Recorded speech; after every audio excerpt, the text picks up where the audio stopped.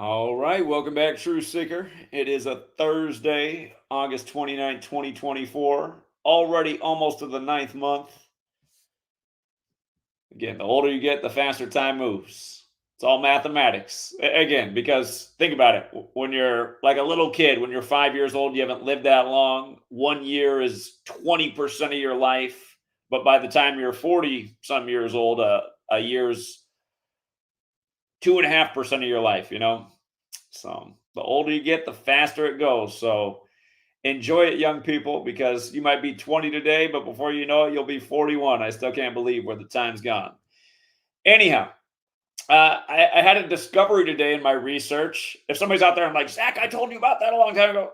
Sorry, sometimes things slip through the cracks, but just doing a little research today, and I found something sometimes I find things I'm like, how did I not know this a lot sooner? Again, I've been working on this book on the significance of the number 201, why it's important to the Jesuits, why it's important to the Illuminati, why it's used in high rituals so often, like why was the pandemic simulation called Event 201? And here's a whopper from history. I've been overlooking this name for all this time. I brought up George Washington today, so I just went back to read more about George Washington's sudden and unexpected passing. And I noticed that he called on a priest, Father Francis Neal. So I looked up the name and I said, well, go figure. Father Francis Neal. And this is what's in his storybook. So did George Washington really call on Father Francis Neal, or was he just there? Did he put a little something in George Washington's drink that day? George Washington died at that fateful age of 67. But notice, Father Francis Neal, who George Washington called on, was a Jesuit priest, and they say he's largely responsible for the resurgence of Jesuitism in the United States of America when their suppression ended. So just looky here. Carl, I see you calling in right now on WhatsApp. I'll take your call once I do the presentation. So just call back in moments. Glad you're out there, Carl. Thank you. But let me get through this first. And I did put up the phone number for the call-in board, or maybe you're overseas. Maybe that's why you're calling that way. Anyhow, where to begin? We've always talked about the significance of George Washington dying on December 14th. I'll come back to that because I've covered that many a times. Again, December 14th, one of those fateful days. In recent history, it was the day of the Sandy Hook shooting. And then more recently, it was the day that Sandy Lindsay was the first vaccinated person in America. And it goes back to, the Event 201 simulation and the fact that Sandy Hook was compared to the Dunblane massacre, which got gun rights taken away in the UK. And of course, from Dunblane to Sandy Hook was 201 months later. Kind of like how from Martin Luther penning the 95 Theses to the creation of the Jesuits was 201 months later. But notice this. Francis Neal, this very important Jesuit in, again, the resurgence of the order in the U.S., died on his 201st day of his age. And if you're new here, the Jesuit order equals 201. Huge number with their history. From their beginning up through a million rituals up to the present, it's 201, 201, 201. But this man also died on his 201st day of his age. And look at when he died as well. He died during the time of Saturnalia. Again, the first Jesuit pope, the first to live in Suite 201 at the Vatican. We're talking Pope Francis is born in the time of Saturnalia.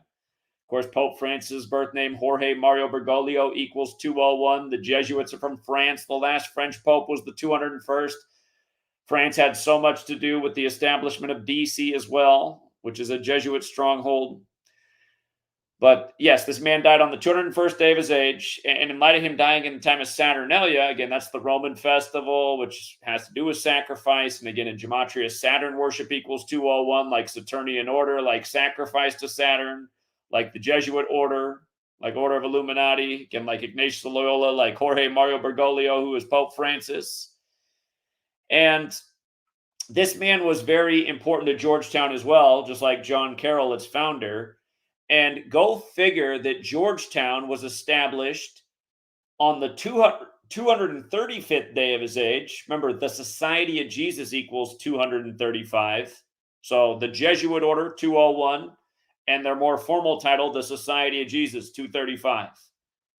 What are the odds? He was the 6th and 8th head of Georgetown. And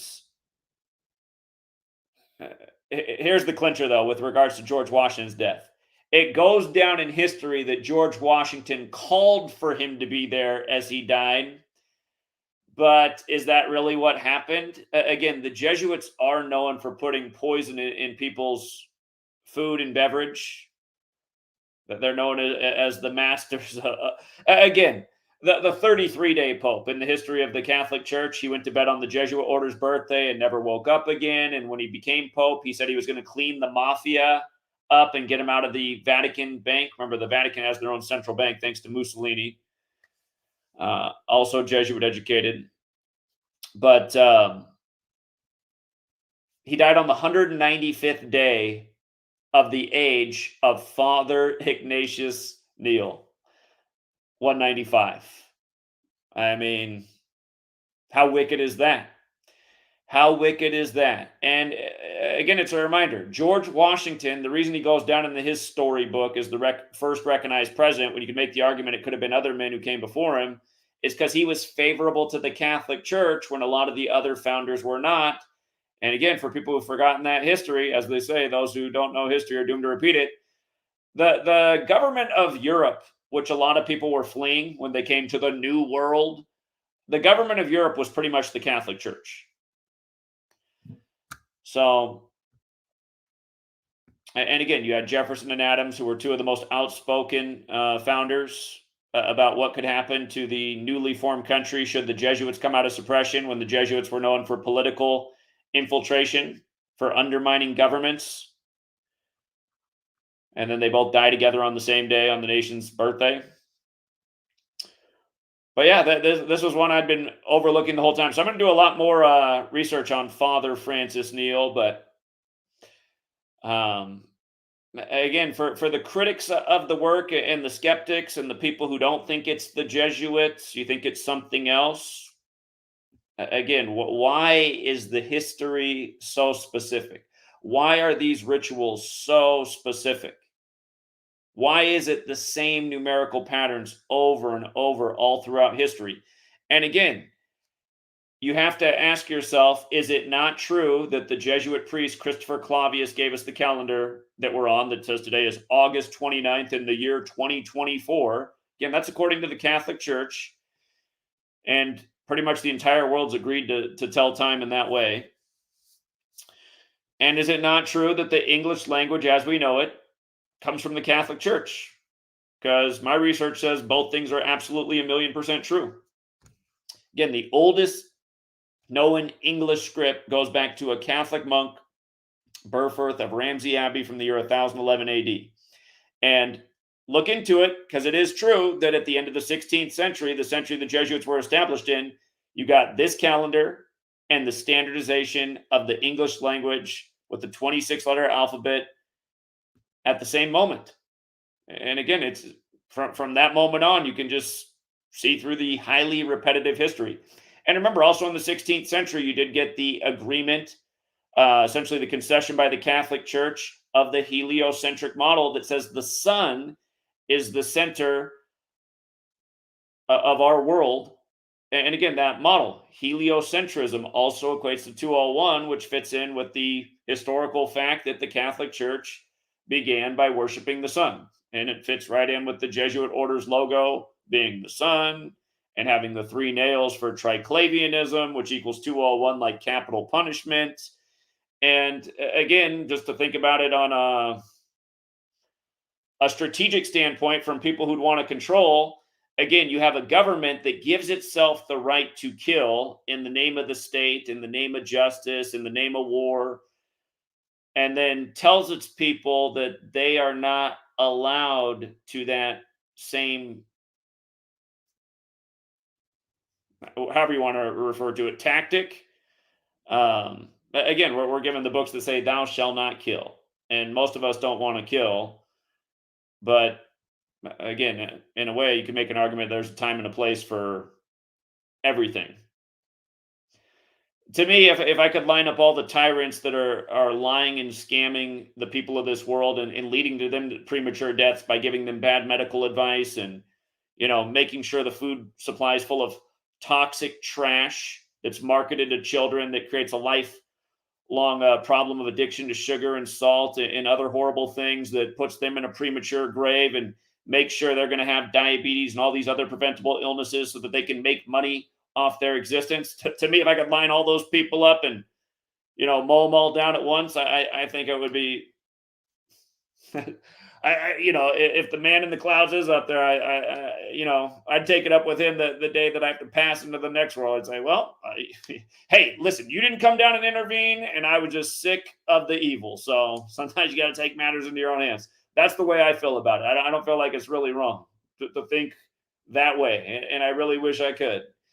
But again, last night I also got a phone call from our favorite gas station attendant. He called the personal line last night, and I really do feel bad for this person. I wish he'd move on with his life. He was mad because the same group of people were trolling him online and posting his information. Same people I've asked to stop were at it again last night. And I said to him, I said, listen, you've heard me ask those people countless times to stop harassing you. It's not on me. And I gave him the same advice again. I said, if you stop attacking those people too, they'll probably eventually stop attacking you. But he doesn't want to listen. But anyway, he also went back into his same old tirade about where does your gematria come from? And like, we haven't answered the question 1,000 times, but I was actually trying to explain to him last night deductive reasoning, and he was actually listening. I was like, oh, we're having a breakthrough. So the reason I'm bringing this up, this even happened last night, is like, well, maybe some other people need to hear about deductive reasoning. Maybe it'll help them understand how my research has arrived at the conclusions that I've arrived at. So deductive reasoning. What is deductive reasoning? Simply put, it is the process that involves taking a general idea or observation and then arriving at a much more specific conclusion. Because where I came to with my research didn't happen overnight. Again, it started with, for years, observing that there was something about numbers and news and ritualism. And again, it really set in with September 11th, a national emergency on 911. That was like the thing that really made the light bulb go off. But then that happened in 2001. I didn't find this gematria thing until 2013. So it took a long time before I arrived at a place I needed to be to take it further. So once I found the gematria thing, I said, okay, it's largely Jewish. It originates from Hebrew. It pertains to Aramaic, ancient Greek, the biblical languages. Okay, that makes sense, because I always thought there was something biblical about what's going on in the world. Like Genesis 11:9 is where the story of the Tower of Babel ends. The tower that divides the world, like 9/11 was very divisive among religious lines. Again, a lot of people blamed Islam. If you were paying attention to CBS, they did the story on the dancing Israelis who were sent back to Israel, which made people looking for answers say, oh, it must be the Jews in Israel that did it. Again, purposely laid out rituals to get everyone pointing the finger at everyone. It was them. No, it was them. And it's like, somewhere there is fair blame. And again, 2 towers became 0 before they became 1. The Holy Bible equals 201, like the Jesuit order who serves the Catholic Church, who gave us the Bible as we know it, who use it like a playbook. And so anyway, it started with a general observation. There's something about numbers and ritualism. What could it be? Okay, so you find gematria. Okay, then the next question is, okay, if there's a system going on with the language and ritualism and dates, who could have implemented that? Oh, more research. Eventually, like, oh, calendar comes from a Jesuit priest. Oh, language goes back to the Catholic Church. Oh, that makes sense, because this calendar is named after a Catholic pope. Oh, funny, the word pope in the English encoding of words and numbers, pope equals 52. Oh, that's starting to make some sense. A 52-week calendar named after a pope. So again, and then once you become aware of this, then you've gotten to see what we've been doing for years. Oh, interesting. Another major ritual in the world where the specific thing that happened that day, the key words, the key name, it is perfectly coordinated by measuring from the Pope's birthday or the Superior General's birthday or both. I mean, just countless observations just like this. So if you have all of this set of facts and these ongoing proofs, I don't know how you could arrive at a more fair conclusion of what's going on. When people come and say that it's all organic, it's all just the work of the world and the way things unfold. Again, no doubt there's an organic side, but what again, you have to think logically. If that is your argument, what would make all of these things line up with the Pope and the Jesuit leader, the Superior General, day after day? Is your argument that they've put some kind of spell into the world that's given them this power that just makes things unfold for their benefit, perfectly synced with their leaders day after day? Is that the argument? Because if that's your argument, isn't it essentially the same thing, that the source of what is behind this evil would be them? So I don't really understand that. Or is your argument that I don't know? I really don't understand. Somebody always leave the comment all the time that it's not them; it's just the way the world works. Like, mm, I'm not following. And again, for all of you guys who think it is just the way the world works, I think the sports decoding kind of proves your premise wrong as well. Because case in point, I'm just going to use Colorado as example. Colorado is the 38th state in order of statehood. Colorado equals 38 for years. A lot of people have made a lot of money taking advantage of rigged sports. And Colorado in 38, the last couple of years, it's finally lost a lot of its power. It still wins a lot, but it's probably only coming in 70% of the time, where for the better part of the last decade, it was nearly 100% across all sports. So why would it be that in recent years, as more people have learned about this and more people have got into sports gambling, that it's coming through less consistently? To me, that's proof that it can't just be the universe then. Otherwise, there'd be no reason for the ratio of 38 being correct to ever change. And it's not just Colorado and 38. It's like everything is having diminishing returns as more people learn about this.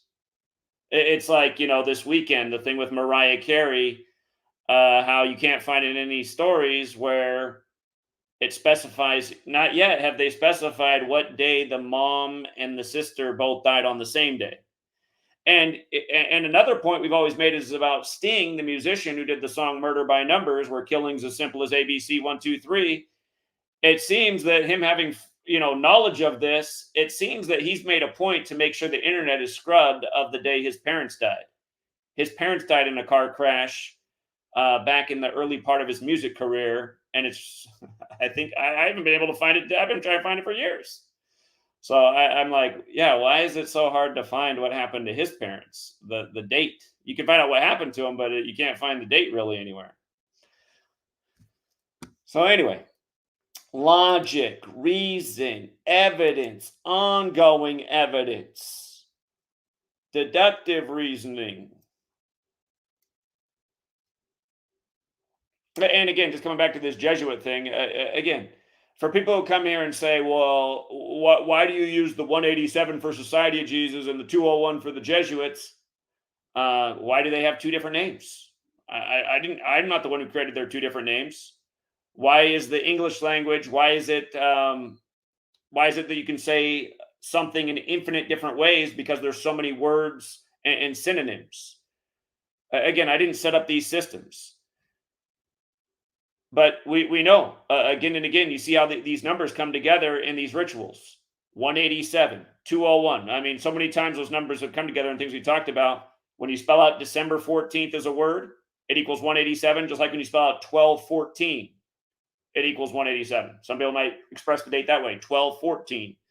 Just like George Washington equals 187, like Washington, D.C., like Society of Jesus, like Holy Roman Empire, like Brotherhood of Death, all 187. And to be fair, I mean, maybe the Brotherhood of Death doesn't really apply to George Washington's thing because that happened 33 years before they were created. And since I just brought up 33, look how old Francis Neal was. Isn't it funny how much they like that name, Francis, the Jesuits? But notice, in the year that Georgetown was established was the year he turned 33. the federal city, when federal orders secrecy, masonry, they're all 33. Bible's 33. The and where that's another thing to think about with how numbers have been agreed upon that aren't stated anywhere in the Bible too. Nowhere in the Bible does it say that Jesus was crucified at 33, but everybody understands that he was crucified at 33. So,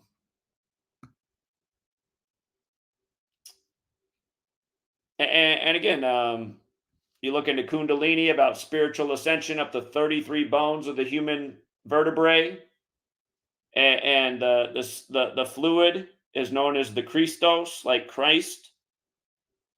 And Al Franken, I just got to bring this up. Al Franken used to be on Saturday Night Live, was the senator up there in Minnesota, the comedy of our federal government. But one time I heard Al Franken say, like, he's like, are we sure the thing about Jesus being the Son of God isn't a mistranslation? He said, aren't we all the children of God? I've always agreed with that. And even before I heard Al Franken say that, that's exactly what I thought. Because, again, I've noticed how authorities, they want you to take your power, and instead of using your own power, they always want you to put it into something else. They want you to get behind some stooge candidate. They want you to believe in what they told you to believe in and put your, wait on that savior figure to come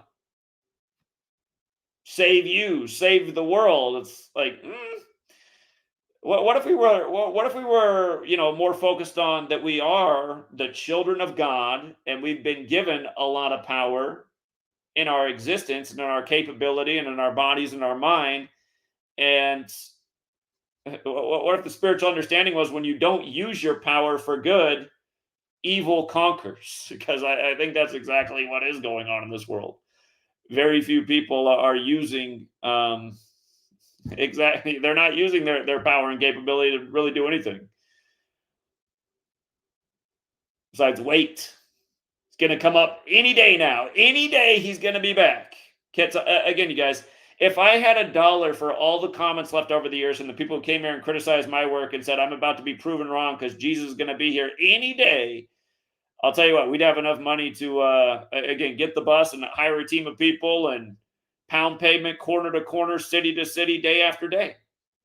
And I think if we were doing that, we'd be having a big impact. So. But yeah, this was one I was neglecting the whole time. So if anybody dropped information about Francis Neal in the past and I missed it, sorry. I wish I would have seen that sooner, but I just got looking more into George Washington today. And part of the reason why is because Sandy Hook's all over the news on Fox News today as we get back to school. I mean, it kills me the way people don't see the way the programming works. Fox News has to be focused on, again, if you missed the Fox News coverage today, they're very focused on how Kamala and liberal policies. Of course, this is Fox News is founded by Republicans, but that's the angle today, that the liberals like Kamala, their weak policies allowed for something like Sandy Hook to happen. I'm just like, can't people see through the nonsensical politics? I mean, the liberals are going to fire back and say, no, it's because of the Republicans allowing people to still have guns that allowed that to happen. And it's like, no, it's not any of these things. It's not these things. It's that psychological operations are being waged against us to undermine our rights and liberties and keep everybody pointing the finger every which way, but again, at the wrong party. And again, I'll ask you, why is 201 all over Sandy Hook? How come the nation's first major gun control legislation was 201 days after the killing of Martin Luther King Jr., who was killed on the 95th day of the year, like how Martin Luther penned the 95 Theses and the Jesuits were credited 201 months later? Again, Sandy Hook, 201 months after the Dunblane massacre, which got gun rights taken away in the UK. And the Jesuits were, large and in charge over there before this nation even existed. All right, so that said, by the way, I want to make a point about this too. The Wikipedia for Gematria. Again, Wikipedia is no authority on anything, but I think we've had a big impact in the world in getting people to talk about Gematria. Again, it's been around since way longer than any of us have existed, but I still remember the Wikipedia entry for Gematria when I first started this research. It was probably about this long, just like these first two paragraphs. That's probably about as long as the Wikipedia entry was back in 2013 when I came across it. And I mean, you look at it now, there's a lot of information here. So again, I can tell the interest in this word, this topic has greatly grown in the world. And Wikipedia, to its credit, it does allow people to contribute, but then they do like to edit and shift things around. It's very Orwellian in that way, Wikipedia. And something that does jump out to me is how it says the first use of Hebrew letters as numbers was in the year 78 BCE. That 78 should jump out at you. Connects with the Jesuits, the Scottish Rite. Again, the Scottish Rite rites were written by Jesuit priests. They say the Scottish Rite is the most Jewish branch of Freemasonry. But yeah, so anyway, it's impossible to be off topic today because I've said today's show is open topic. You can call in and discuss anything. You can call in and ask me anything. And what I do ask, though, is that you limit your call to like 5 minutes. Because some of you guys come on, like yesterday we had a great caller, but he's just going on and on and on and on and on. Again, if you guys feel the need to talk for 30 minutes at a time, start your own YouTube channel. Okay? So try to keep it to 5. Let's go out to 320 to lead us off. What's up, 320? How you doing, sir? I'm doing all right. How are you? I appreciate you taking my call. Yeah, you do some wonderful work, and I just want to talk about your Jesuit work and the Catholic Church. The 201 references, in my opinion, the 201 years after the Great Flood. There was a distance between when the Great Flood ended and the Tower of Babel was being built. So Nimrod, in my opinion, is their Ubermensch, their Superman, and they constantly reference him all through the fables and the myths throughout history. And of course, we know the Jesuits and the Catholic Church are tied into a lot of that. I just want to say the Jesuits calling themselves the Society of Jesus is laughable and foolish.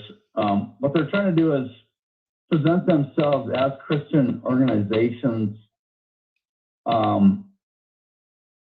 as a means to bring about the new Luciferian order that will be happening in the future. And they are spiritual covering for Lucifer. So I'm not sure what work you've done about any of that, but I am a believer, and I have looked at prophecy and have done hundreds of hours of research about it. So I love your work. I don't want to ramble on too much because I know we want to limit that. So. All right. Well, I appreciate the support and the information you shared. Thank you. Yeah. Have a good day. All right. Take care. Okay. And Carl, if you're out there, I just replied in the chat. Again, you are welcome to call in. Carl's a great supporter of the work. He puts a lot of merchandise out there and spreads the word. But Carl, I got to be honest, almost every time you call in, a lot of people fall off the stream. They don't like the calls because a lot of times you're not really talking about anything. So I don't mean to be mean in that way. I appreciate you very much. It's just if you're calling in, please let it be about something. Let's go out to 847. What's going on, 847? Hey, Zach, can you hear me? Yeah, what's up? Hello? Yeah, what's up? Yeah. No, I saw your post earlier about the September 10th debate with Kamala and Trump. I I noticed that you didn't have the 88 in there. It's 88 days after Trump's birthday. Oh yeah, I'm surprised I forgot to measure that, but doesn't that make a ton of sense? Yeah. Yeah. I just wanted to call it out. I had some other topics, but I'm pulling into my house now, so thanks. All right, here, I'm going to put it up in real time and verify that is correct information. But yeah, if you missed it, Kamala and Trump agreed to a debate. Yeah, he's right on the money. 88 days after Trump's birthday. We call Trump Mr. 88. We've been documenting the Trump at 88 since 2015. So, okay, it's 88 days after Trump's birthday that he agrees to the debate. And it's the day leaving 112 days left in the year, like Kamala Harris equals 112, as well as Donald. Remember, the year he became president-elect was the year of the 112th World Series where the Cubs won, and then he had to hire somebody from the winning Cubs administration because he only wants winners. It's also 56 days to the election. On the day leaving 56 days left in the year is the election. So just all kinds of hallmark numbers there with why they're debating on that date. I saw Mark, who leaves good comments in the chat, said the date can be written 10/9, like 109. And it's 109 years after Grover Cleveland was born as well. And Trump's trying to emulate what Grover Cleveland did, having a split term. Remember, Cleveland equals 78, like Trump's 78 years old right now. Cleveland also equals 48. Like if Trump becomes number 48, which would happen if Kamala becomes number 47 because Joe doesn't finish the term. And yeah, so I'm going to have to add that. Good addition. I'm surprised I missed that one. All right, let's go out to hold on. We got Carl calling in. So, hey, Carl, how you doing today? I'm very good, thank you, Zach. How's yourself? I'm just wanting to let you know that I'm always watching your videos. I appreciate that. With what's happening on my side of things are great. I appreciate it. Thank you, Carl. You know the type of books that I like to read. You know the book I bought from Amazon for you, the latest one, the 9/11 coronavirus. Yeah. Thank you. I was recently in hospital, not last Monday. Monday before that, I got out and discharged on that day. 4 days I was in A&E, and I gave the book away to a patient 80 years of age from Belfast, Ireland, Northern Ireland. Thank you. Thank you for sharing. And I asked them to spread the word. I appreciate that. Basically, the book I made, I'll give you a few messages on WhatsApp there about the Book of Mormon, the Old Latter-day Saints. Are you familiar with that book? Yes, I talk about the Book of Mormon in the opening chapter of my first book, Letters and Numbers, and why he talked to the angel Moroni on the day he did. Yes, well, I'm going to... People from missionaries around my county in Northumberland there, and they come to visit me most times when the carers are here with me, and also Zoom meetings. So I've got a meeting tomorrow with them on Zoom to study the book about the chapter of Moroni when he buries the box in the ground, you know. Yep. And that coincides with the New Testament, which I just got from the priest at the hospital. So it's an interest of mine to read that book and to be familiar with back in faith again. Sure. Basically, but I read your book and I found it very eye-opening with what's been written, and also about the sports and that. Because, as you know, I do my own decoding with numbers because of the types of sports I was betting on was not just betting, but, you know, world events and with my own personal gematria, I worked that out. My name equals 40, Carl Strina, and 40 is basically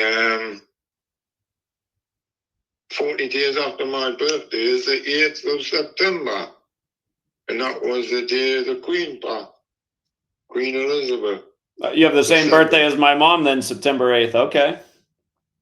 Yes, and I was in hospital on that day the Queen passed, and I was admitted hours before on the 7th.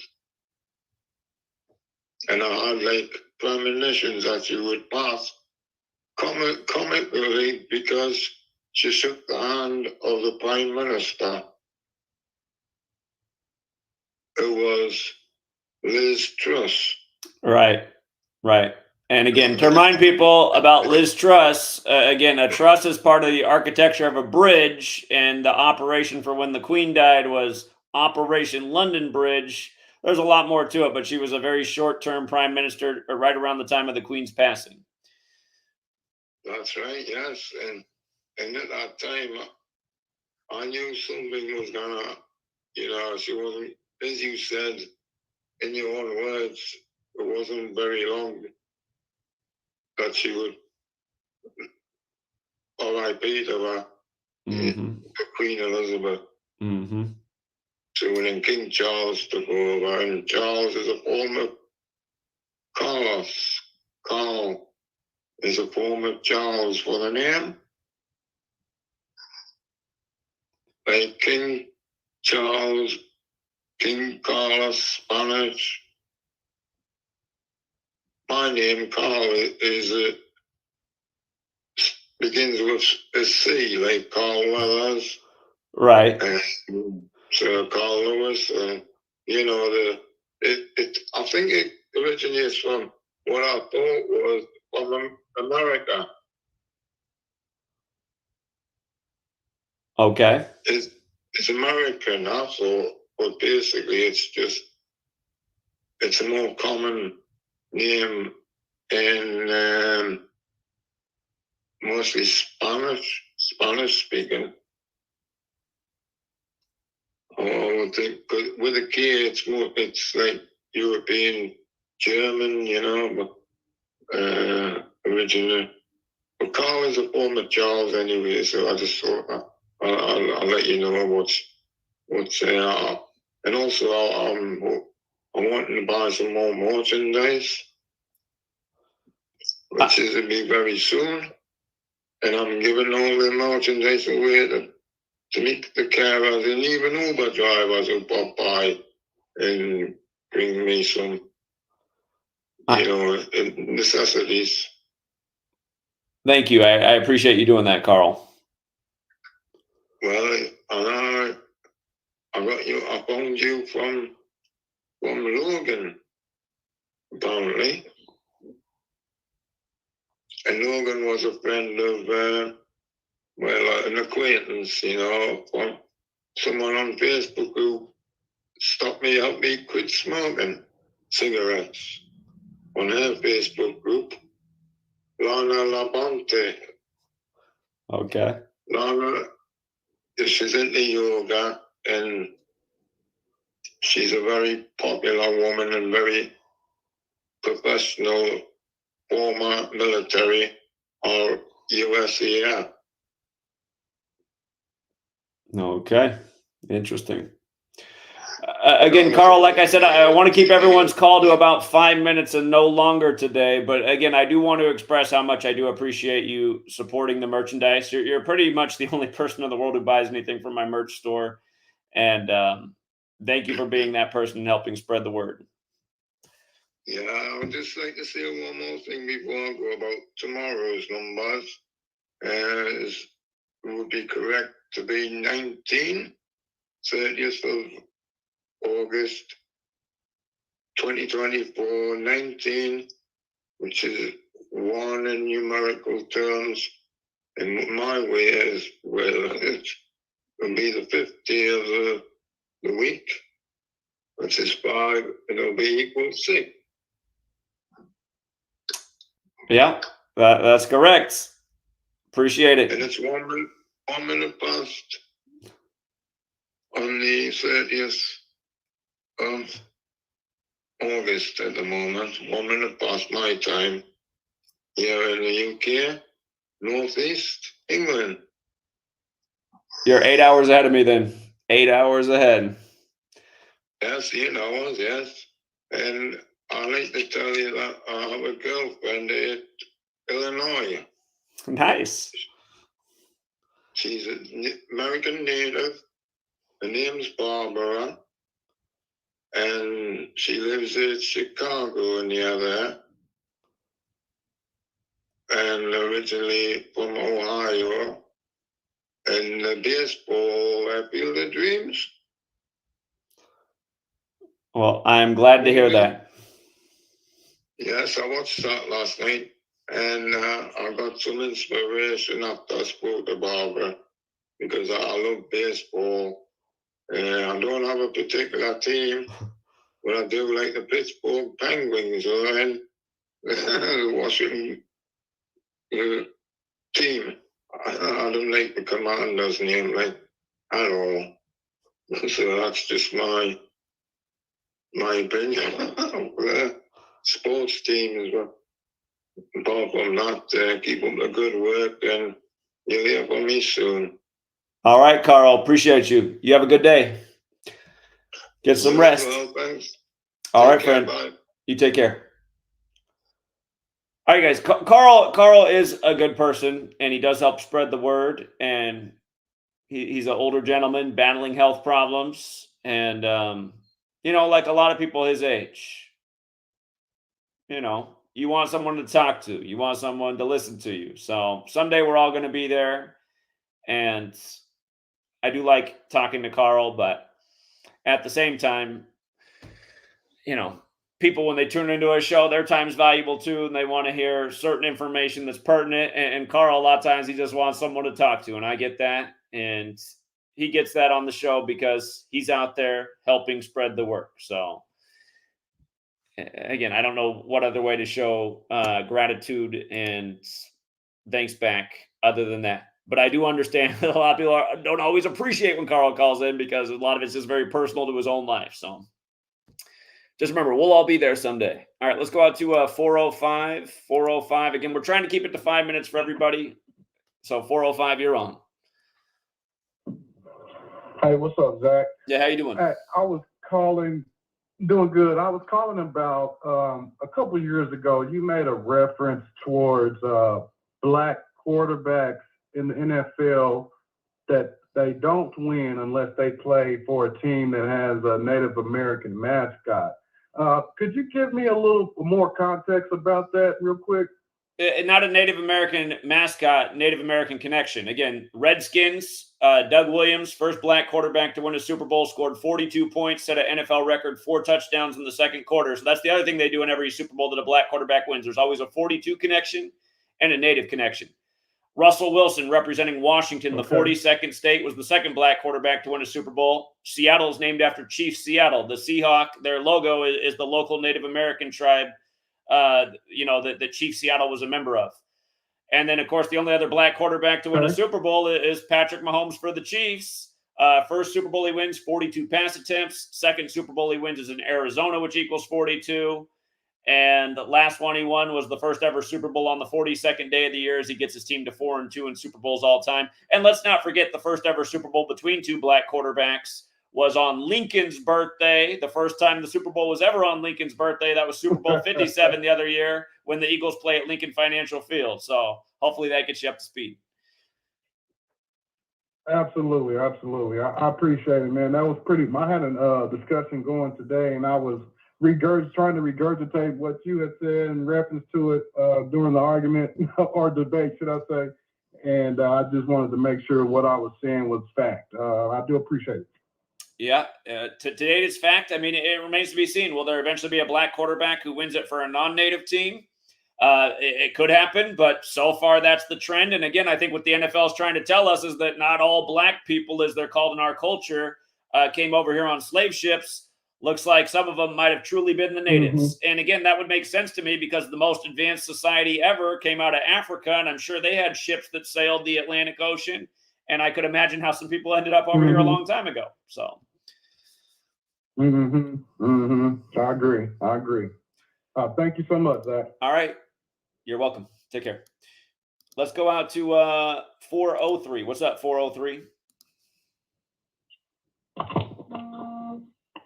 Zach, thanks for having me on the show. I was basically just playing with the calculator today, and I think a couple episodes ago, you're making a reference to 2009, the infamous ad where Donald is talking to Keith, and then he's having a dialogue, and then they walk outside the room, and Donald says, "Looking good, number 9, looking good," and basically making a reference to the day he got elected as U.S. president in 2016 on November 9th. So I entered looking good, number 9 looking good, into the Gematria calculator. It equals 138, just like Donald Trump equals 138, just like, federal equals 138. It also equals 174, just like, New World Order equals 174. And, as you were basically saying, Donald Trump has a chance of making history on 11/5. Just like Guy Fawkes says, remember the 5th of November, because he can become the second U.S. president to have, split terms, just like, Grover Cleveland. And, Grover Cleveland, as you said, I think Grover Cleveland equals 78, just like Jesuit equals 78 as well. What's pretty interesting is how remember the 5th of November also equals 176, and Donald J. Trump equals 176, the 11th pentagonal number, and 11 is the master number in Freemasonry, and 11 is basically the month of November when, every 4 years, the rigged selection takes place in America, where Americans go to the poll box, thinking they're making a difference by voting when, their candidates are basically like chosen behind the scenes long before they even, came out into the limelight. But also one thing, like I called into the show, I think like a couple months ago, I was talking about, the SPARS pandemic and how there is a possibility there could be a pandemic next year. And SPARS pandemic equals 138, just like Donald Trump equals 138, and it also equals 78, just like Jesuit equals 78, and 213, just like military and death equals, 213. Those are just things I wanted to share with you. You also said that Donald Trump has Scottish ancestry, and, Scottish is 113, like the number for dishonesty. And the SPARS pandemic also equals 202, just like skull and bones. Those are just a couple things I wanted to share with you. Yeah, great additions. Good research. Appreciate that. Hey. All right. Thank you, 403. You have a good day. Or did you want to add something else? I think he dropped out. All right. Thanks again, 403. I did a short video the other day on Radiohead and how they put out the song Lotus Flower on the 47th day of the year back in the time of Obama in 2011. That was the big single for their album at the time, The King of Limbs. If you don't know Radiohead, I mean, huge band. And again, Kamala, her name means lotus flower. And when Trump visited the Vatican on that very Jesuit day, May 24, 2017, he gave the Pope a lotus flower. And remember, when he gave the Pope the lotus flower, it was 217 days after Kamala's birthday, like how Biden passed the torch to Kamala on July 21st or 21/7, 217 days after the Pope's birthday. And again, 217 years ago in 1807, the women in this country and darker complected people lost the right to vote in 1807. The only place they had to right to vote was in New Jersey, and they lost it. And we saw how just the other day, how the New Jersey congressman died as Kamala went to speak on the anniversary of Huey P. Newton dying at age 47, who was born on 2/17. And again, Huey P. Newton, the founder of the Black Panther Party in the Bay Area, Kamala's political city, was in the same black rights group, if you will, that came before the Black Panthers, with Kamala's father, whose name is Donald J. Harrison. Or excuse me, not Harrison, but Harris. And anyhow, that Lotus Flower song that Radiohead put out, I forgot to say it in the video. It was in my post if you read my website. But that Lotus Flower song, not only did it come out on the 47th day of the year, again, Kamala's running to be number 47. Obama took office with Biden at age 47. Kamala's mom died in 2009 on the 42nd day of the year, but on 2/11, the Vatican's birthday, when the number 211 is the 47th prime, just like how the first ever Super Bowl was on 2/11, and the over-under was set at 47.5, and the final score was 25-22 for 47 points. Like Vatican equals 25 and 47, again, because the same people are controlling all these big games, from the sports game to the politics. But that Radiohead song, Lotus Flower, came out on the 47th day of the year, and it came out 119 days after Kamala's birthday, which matters because the winner of the upcoming election takes office with the 119th Congress. Now, it makes it extra confusing because Trump is Mr. 119, and he's also Mr. 47. And again, he's connected to tarot cards, and in Gematria, tarot cards equals 119. Trump equals 47. When the election was called for Trump in 2016, it was called for him on November 9th, a 119 date, and the time of the hit show House of Cards, where the president's name was Francis Underwood, when both Francis and Underwood equal 119, also like Vatican. So, again, the way they've done this ritual with Kamala, again, we expected this to happen, that Kamala would take over for Biden in this election. We got that dead on. Biden's still ticking, though. So here's the way I see it. If Biden has to exit office, whether it's death or the 25th Amendment, or however else he can be removed from office, he resigns, and Kamala becomes number 47. If that happens before the election, then Trump can win the election and become number 48, when Cleveland equals 48, like Donald Trump equals 48. So that's the way you would get Kamala as 47, and then, again, Trump as 48, which could make a lot of sense. However, if Biden is still in office when the election comes around, it's really hard to tell, because now you have a great narrative for Trump and Kamala. So it's made it difficult in light of how they've lined up this 217 thing so perfectly. And again, just the Huey, I mean, she spoke at the DNC on the anniversary of Huey P. Newton dying at age 47, who founded the Black Panther Party, and who was aligned politically with Kamala's father.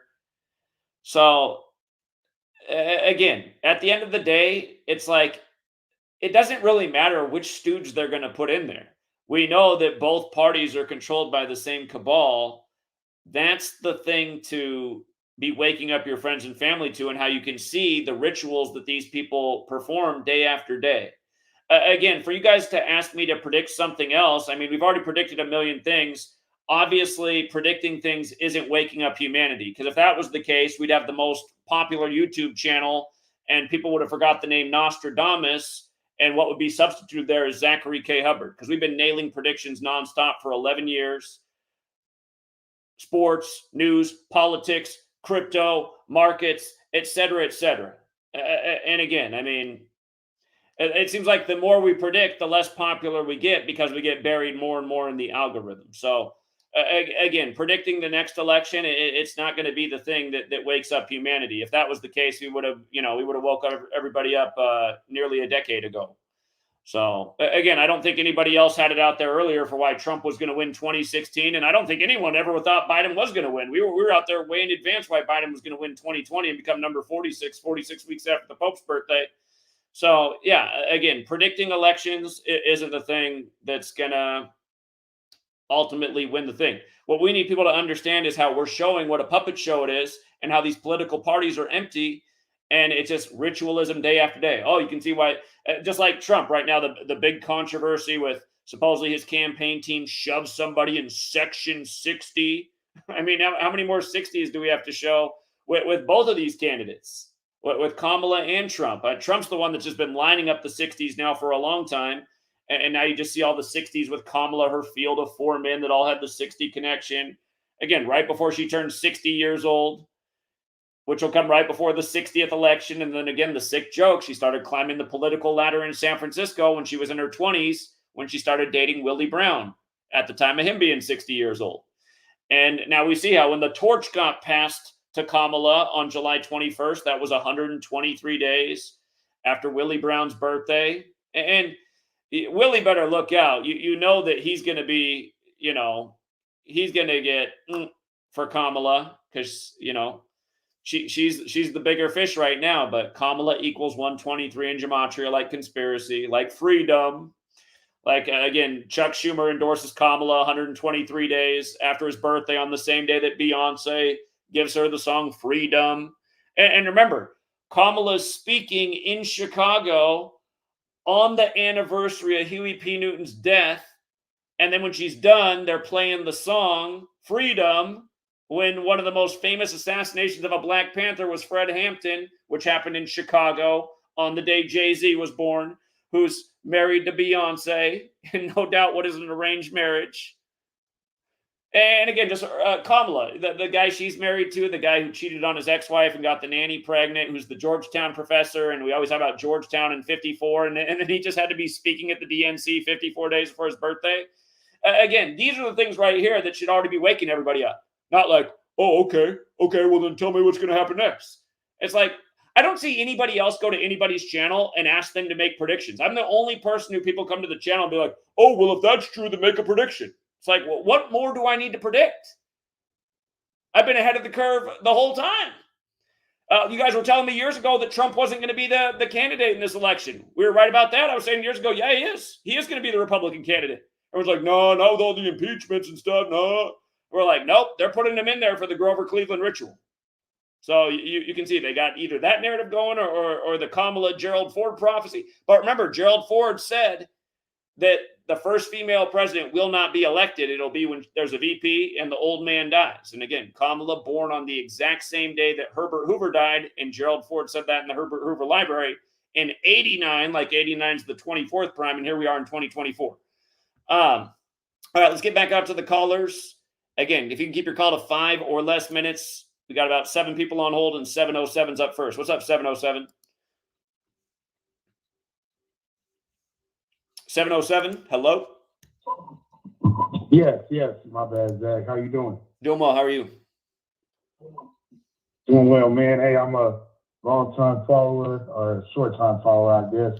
Year 2020 is when I found your work. And that was during the time when Chadwick Boseman kicked the bucket. Me and my wife were looking online, and all of a sudden his age changed out of nowhere.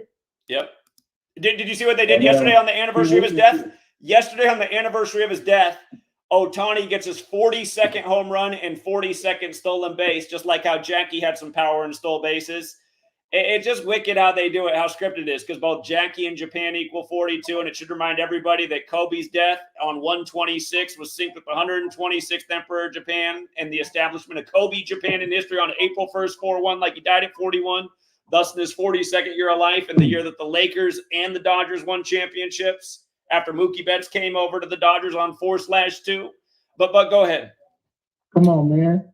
And what was that show with Spike Lee where Mookie is walking around with a do the right thing. Jersey? Do the right thing. Do the right thing. Do the right thing.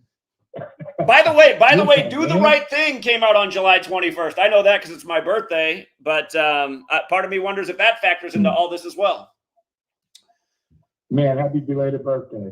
Thank you. Yeah, man, at the same time, I just wanted to reiterate, I think the most advanced ancient cities were actually in South America. There was, there's Egyptian mummies that have cocaine in them, There's corn. Corn is mentioned in the Bible. There's no corn in Africa, boss, in ancient Africa, There's all kinds of stuff, like you said, it's all lined up to maybe we were already here, After that whole situation, man, after I started following you and learning about some of your stuff, I started posting some of these patterns, and I started seeing, like you were saying, weird stuff started happening in your life. Like, I swear, dude, out of nowhere, like on my mailbox, somebody put the numbers 2 and 4 on my mailbox. My wife seen it first, and I seen it. We were like, what? Why are these random numbers on our box? Like, it was the most weirdest thing.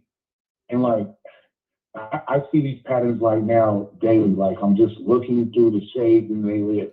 And I just appreciate you for helping me find that. I've read what's his name, Paul's book. What is it called? Secret Teacher of All Ages. Now what you were talking about, started tripping on it. Even in the simplest ciphers, bro, it tells everything. Tells everything. And there's no way that you can do this without having it all coordinated. And I still think that it's something metaphysical that's involved, or some supercomputer that's been around for a while. Maybe that thing on that Hitchhiker's Guide to the Galaxy, that big computer, like the key to life is 42. The secret of life is 42. It's a big supercomputer or something. I don't know. But anyway, I appreciate you. All right. Well, I appreciate you. Thank you. Take care. All right. Take care. Take care. And again, just about Egypt, the 42 laws of Ma'at. Egypt. First one is, I will not sin. The word sin is 42. New Testament begins with the 42 generations to Jesus. New Testament equals 42 like math. What's the first book in the New Testament? Matthew. Run it the other way. Math equals 66. So does New Testament. Protestant books end with the 66th. Protestant Bibles end with the 66th book. I don't think that's an accident. 302. Yeah, I just got bit by like 7 mosquitoes. I should have called in sooner. But I wanted to give a piece about Donald Trump, since the first caller in the stream mentioned that 88 days after his birthday will be the debate with him and Kamala on September 10th. And that date can be written 10-9, like shootings 109. And we had a whole ritual with the Trump assassination on July 13th. That has a 33 connection because 137 is the 33rd prime. But I didn't think you catch something though with the whole Drew Holiday thing, with when Holiday equals 74 and 115, and killings 74 and 115, and well, hold on. While we're there, hold on. Let's also not forget that Holiday also equals 38 like killing. I mean, it has like almost this perfect connection to killing, and we see just weird death stuff every time holidays roll around. So again, this old belief. Right. I always go back to how when I was a kid coming up in school, they would teach us that the Mayans, they'd have their big festivals for the king, and they'd play a little sports game, and the greatest champion out there on the field is who they would ritually sacrifice for the king, and it was supposedly a great honor to be sacrificed in this way. It very much seems that the same type of stuff goes on to this very day. So, right, and all the 74 rituals with the dead presidents and the Ides of March, the stabbing, which equals 74, is on the 38th day of the year. But Bill Walton, his birthday is on the election day. Yeah, he would have turned 72. He died at 71. He was part of the perfect season for UCLA. That was the 71-72 season. Celtics and UCLA equals 71. He dies the day the Celtics advance to the finals. It's just so blatant. A few days later, Aaron Gordon's brother dies in Oregon, the 33rd state at age 33, when NBA Finals is 33 like Nuggets. And again, Bill Walton won the only championship for Oregon or the Blazers in the 76-77 season over the 76ers. Stuff is just wicked, but go ahead. And the 76ers are in the upcoming 76 season. But Bill Walton, that second championship at UCLA, he won it with 44 points, and he drops dead of cancer, 44. And of course, that's a number connected to shooting as well. And of course, the Mavericks were in their 44th season. But yeah, his birthday is on the election date, November 5th. But did you know that he had a brother in the NFL, and they're the only two brothers to ever make an NBA Finals and a Super Bowl? His brother's name is Bruce Walton. And his birthday, guess what his birthday is? Tell me. Trump's birthday, June 14th. Interesting. And again, about Bill Walton would have turned 72 the day of the election. Hold on. About the thing about how Bill Walton would have turned 72 the day of the election. Of course, we know President Trump equals 72, just like President Biden. Kamala's born on the day, leaving 72 days left in the year, like Jesuit order equals 72. Again, 72 is no slouch of a number. There's a reason there's 72 bricks on the dollar bill pyramid. There's a reason there's 72 names of God in Kabbalah. There's a reason there's 72 demons in the Goetia. There's a reason we got the first Jesuit Pope on the 72nd day of the year. And again, it's like we always say, all of these things are connected. The finals this year began on RFK's assassination anniversary. And we know how connected Trump's assassination scare was to RFK Jr., who got in the race by the numbers. And now they've joined forces. And again, we'll see where they're taking this. They came out with the story that RFK hated Trump, and then he joins him like right after. Because I mean, it's a joke, but yeah. Then Kamala was born on the day, leaving 72 days left in the year, and President Biden is 72. I think lady president is 72, or maybe it's female president, one of those things. But Bruce Walton, I mean, again, there's a lot of interesting things with him, right? He wore number 78 with the Dallas Cowboys, 78 pro basketball season, and he died on the start of Luka Doncic's MVP caliber season in 2019, in his first All-Star season. So again, like they have all these rituals, like playing 5 years. I mean, more than that. We don't know. Like honestly, they probably have these rituals playing just decades in advance, like for the fucking NBA Finals. And they probably got multiple narratives laid out. Like this upcoming NBA season, like, again, I don't even follow Patreon because I've just been doing the sports myself. And I've been doing like the news and everything. Again, it's probably my like fourth year actually following this work. But I've been following this since I was like 15. And the rituals, man, it blew my mind at first, but then they just kept getting, everything was just so redundant, especially with like these Jesuit numbers, like the 144, the 54, the 177, the 201. So yeah, I mean, it's crazy. All right, man. Well, I appreciate the call. Keep up the good work. Thank you. Yep. All right, take care. You know how we've been talking about how the Lisa Simpson, not just us, I mean, the media even put out there, just how the Lisa Simpson outfit when she's the first president of the Simpsons is just like what Kamala wore on Inauguration Day. We've been talking about for years. I mean, we covered it on Inauguration Day, January 20th, 2021, how that episode of The Simpsons came out 152 days after Kamala's birthday, and Kamala Devi Harris equals 152, as does Joe Biden, as does presidential, just like how the first President's Day when they took office was on 15/2. We've also been talking about the Whore of Babylon, which equals 217, going with Biden passing her to the torch on 21/7 with all the 217s. Again, the lotus flower and Trump and the Pope and all that. We talked about it many times, including earlier in this stream. But look at how the verse about the Whore of Babylon, Revelation 17:4-5. And don't forget, Pope Francis equals 175, who it's all synced up with. But I mean, what's it say there? The woman was dressed in purple and scarlet, and was glittering with gold, precious stones, and pearls. So you got clearly the purple and pearls there. I don't remember Kamala holding a golden cup, so it's not all there. But, I mean, you just got to say, what are the odds when I'm talking about how they're using the Bible like a playbook? All right, let's go out to 720. What's up, 720? Hey, Zach, what's going on, brother? Hey, what's up, man? Big to save, man, that you were wearing. Yeah, How what's you up? doing? Another day in paradise.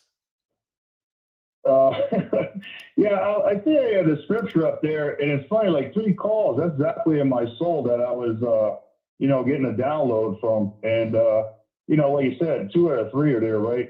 You know, the scarlet, you know, I mean, the purple, the pearls wearing. And when you read that scripture, it's very interesting. You know, the Babylon mystery, the great mother of prostitutes, of course, Kamala's history, right? You know, prostituting all over to the top, you know, so there's a lot of things in there. But when you also, you know, when you're looking at Torah, I'll just give you a few keys. In Hebrew, when you see like the word seed, it means groups of people and people in groups. So it's a very, very powerful key to look to. That's why when you read your New Testament, it's filled with Hebrew undertones, even though it's written in Greek, but it all goes back to Hebraic. And, you know, so I just, you know, I try to give you keys. So like, for instance, you know, when you see the word SDE, it means groups of people, people in groups. And when you see beast, dragon, right, all it means is an evil government. That's all the term in Hebrew it means. And obviously the book of Daniel, you know, it talks about 4 kingdoms, you know, the last one, a terrible beast. So this last beast kingdom that, you know, you're exposing, you know, is a little bit of Babylon, Egypt, Rome, Medes and Persian, all kind of synchronized piece by piece. And you expose the players, and but when one caller had it right, Nimrod's the main key figure. They want a tower, you know, without God, without God's laws. They're trying to build it again. But then who the key figures they're exposing? No, Illuminati, Skull and Bones, right? Freemasonry, Jesuits. These are all defective, you know, working with, you know, Abaddon below the earth and Lucifer above the earth. 2 parts of God's government that fell, you want to call it dark side or death. And that's all these people are all about. Stealing, lying, murdering, death, you know, raping children, molesting them, you know, everything. And everything you keep exposing when you see these rituals that they keep going through, is what are they doing, Zach? They're opening portals for darkness. But then, sure enough, when they saw pieces of their soul in these portals, they get another level in Hassatan's government to move up. So that's what they got to do. And that's why even Yeshua said, what good is you sell your whole soul? You know, the world means nothing to you. So that's what these people did. And you wonder why, how the hell these people get in these high positions, Zach? You know, they're in governors, they're in presidencies, they're in kings, right? Because of these dark portals, you know, that they offer their soul. And Lucifer just gives them. You want Hollywood? Do you want, you know, a kingdom here? Do you want presidency? Do you want to be a king or queen? But they all have to sell pieces of their soul to get this. And that's what you keep exposing. And as I said, I don't know how you do it, but this is just all the realm of death in Hebrew, where we focus on the other side. There's 4 other messengers, Michael, Uriel, Gabriel, Raphael. They're just messengers we call angels. One brings healing, one brings the light of God, right? One brings the war of God, and the other one brings redemption of God. And all that's about bringing life on earth. So that's what they're, you know, I said 1/3 angels fell. Well, that's what they're battling. It's a soul battle, and the whole battle on this earth is for your soul, you know, period. And some people sell out real fast, real quick. And remember, I think I called you 2 days ago. I missed your family feud, but you know, if you have a child, you're not aborting their rights here on earth that God wants to give them.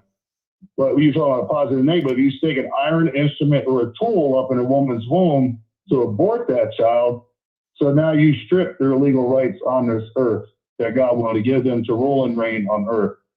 And that's why its very first command was it, get married, have a covenant, and be fruitful and multiply. So you leave your next generation when you pass. And obviously, you know, like I said, when you go like a dysfunction, could be homosexuality, lesbian, or if you want to sleep with the beast of the field, God forbid, right? That's why God said, that's all dysfunction. You can't be fruitful and multiply that way. And that's the whole key as well. You might think you're in love, but you're probably in lust. I mean, even the animal kingdom knows the difference, a male and a female. You know, so it's everything has order on earth. Well, Hasatan and, you know, and all this stuff, they're trying to break God's laws, break the kingdom, and, you know, a kingdom of darkness. And that's where the battle is. But it's 2 souls going with it. And Zach, a lot of time when you read in that Bible or you read the Torah, all that stuff what you read is going inside man. You know, you are your own worst enemy. Everyone has a light side and a dark side that we all got to choose life, or sometimes we use the dysfunction to death, right?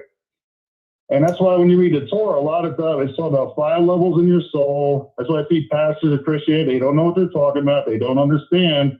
They don't know the 5 levels of their soul. And that's the first thing you gotta learn in Hebrew, you know. So, and most time they're in the goof or the nefesh, the flesh side. Okay, here, They let's don't leave it even there. get to the Let's ruach leave it there, mitzvah. 720. I know you're just overwhelming with knowledge and you like to talk, but again, we've already gone past 5 minutes. Like I said, we're trying to keep it there. I don't know the 5 levels of my soul from the Torah, so I'm going to do that homework before you call in next time. I appreciate that, though. I always learn something new from you. Yeah, absolutely, Zach. All right. All right, brother. Thanks 720. Yeah, he's overwhelming with knowledge, but he will talk literally for 5 hours. Let's go out to 561. What's up, 561? Hey, what's up, Zach? Yeah, how you doing? Good, good. Hey, I just wanted to share a quick tip with the community. As far as just, drawing things out, because we're in selection season, and even with all the cognitive dissonance that plagues us, I think that there's just some people out there where the mind is a little porous because of just how flagrant the mockery is. But I've been drawing out the Mariah Carey, being that it's current. Skull and Bones seems to hit with people that have that porous mind I speak about. And what I'll do is I'll go in to something current. I'll jump to the George Bush Tim Russert story, and then I'll jump back to something current, and then I'll draw it out that way. I can't say if it's been successful as of yet, but it seems to be resonating. Okay. And aside from that, what you were saying earlier about, people calling in and saying, oh, well, what's going to happen next then? I mean, that's essentially like asking somebody to date set. I mean, that's how I look at it. These things happen day by day by day, and you point it out. You're there to point it out, and it's appreciated. Well, thank you.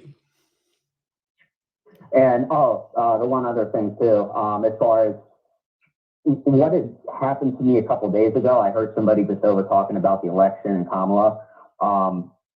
I approached the person comfortably, and I shared the story about Kamala and Gerald Ford, Herbert Hoover Library, and that seems to connect too. But I only make that approach if I just hear two people conversing, and I can make the approach. That seems to make a connection as well. So I'm not looking for answers. I just wanted to take a couple minutes to throw that out there. If anybody wants to share the knowledge. All right. We'll see what happens. I appreciate it. Thank you. Yeah. All right. Take care. All right. Let's go out to 607. What's up, 607? Can you hear me? Yeah, I hear you. Excellent. Zach, I have been with you since the 25-point comeback, 2/5, and the rest. I'm a little out of breath because I've been doing some work on some firewood collecting, but I'll try to be as brief as I can be. Okay. I was also the guy who came up to see you in Buffalo, and I had the envelope with all the 201s on it. Okay. Thank you. You might remember me. I don't know if you do. It's not a big deal, but so just a feel-good story about the family feud from yesterday. I wanted to call in, but I didn't have the time. Event 201 changed everything for me and my brother. Me and my brother have been tight since, we were, little. But he didn't like too much knowing that his Celtics, were scripted and the whole nine. But this year was even more of a joke, so I got the last laugh on that one. But I'm also the guy that has been leaving comments like, and they're decoded from him. He's noticed that, the Italian Stallion, which equals 201, weighed in at 201 pounds versus Clubber Lang, and Helen Kimball, which equals 201, died on 20/1 in the Fugitive movie, and et cetera, et cetera, et cetera. You know how it goes. Indeed. But I honestly wanted to, since you had a call-in show that was a free call-in show, I didn't want to call in about this any other time, but are you familiar with the Lord of the Rings movies or the Lord of the Rings books? I bring them up all the time, and especially the publishing date of the Two Towers book right after World War II on 11/11. So yeah. Okay, so if you'd be entertained to hear this, at the beginning of the book, book one, they make a big deal about Bilbo's party, right? He's a 11-1, 1-1-1, and Frodo, his heir, comes of age at 33. Go figure. He comes of age at 33. And he comes into his inheritance, which includes Bag End, and Bag End equals 33, right? And just for a really good banger here, if you ever typed in the Eye of Sauron, it's honestly ridiculous. 144, 153, and 54 in both small ways. And I mean, we're talking, and they reference that in the book as the all-seeing eye, and it's just ridiculous, man. I honestly thought you'd get a big kick out of that. And I don't got too much more to say other than the fact that, honestly, I really appreciate you, man. You've really helped. You know, me and my brother were watching like something like David Icke about 10 years ago, and we jived with that or whatever when it was time. But he really didn't like me talking about scripted sports. He didn't really like me talking about how there was no good side. There's no good side to be on. But well, there is, right? I mean, you're on the side of truth, but on the political side, the politics is empty. Right. The political side, exactly. But honestly, if to anybody who's trying to wake up anybody, literally just stick to 201.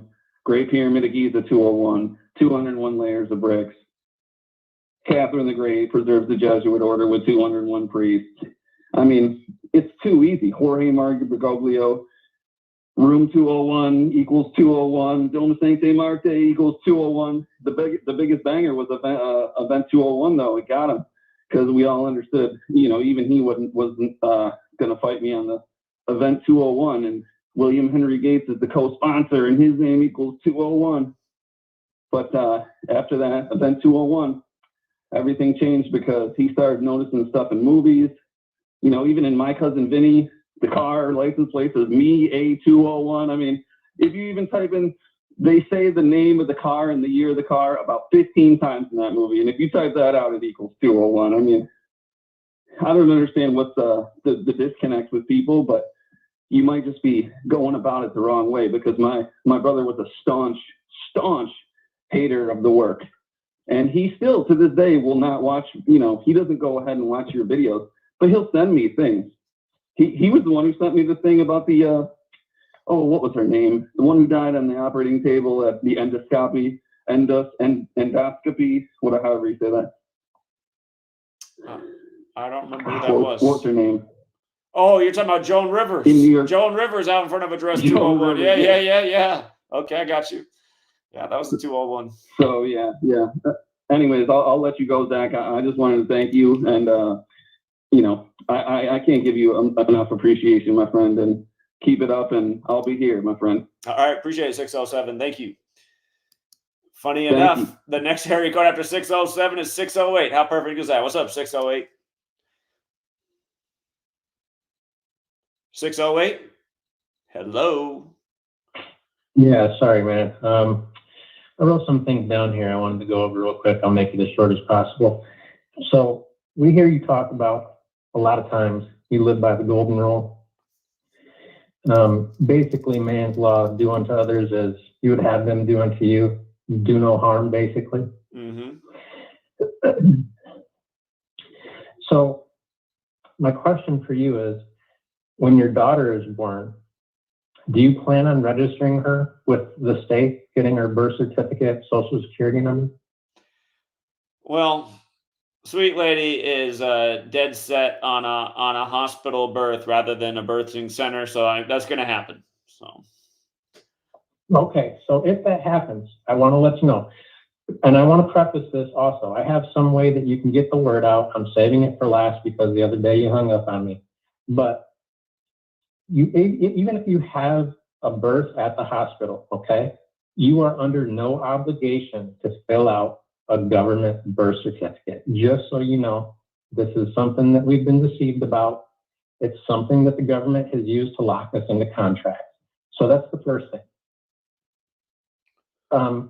Piggybacking on what somebody else just said a few calls ago, like how far in advance do you think these scripts could be played out when some of the people haven't even been born yet for the things that are going to happen in the future? So you're talking about, 1970s, things that are happening now, how far advanced do you think some of these things could be planned out?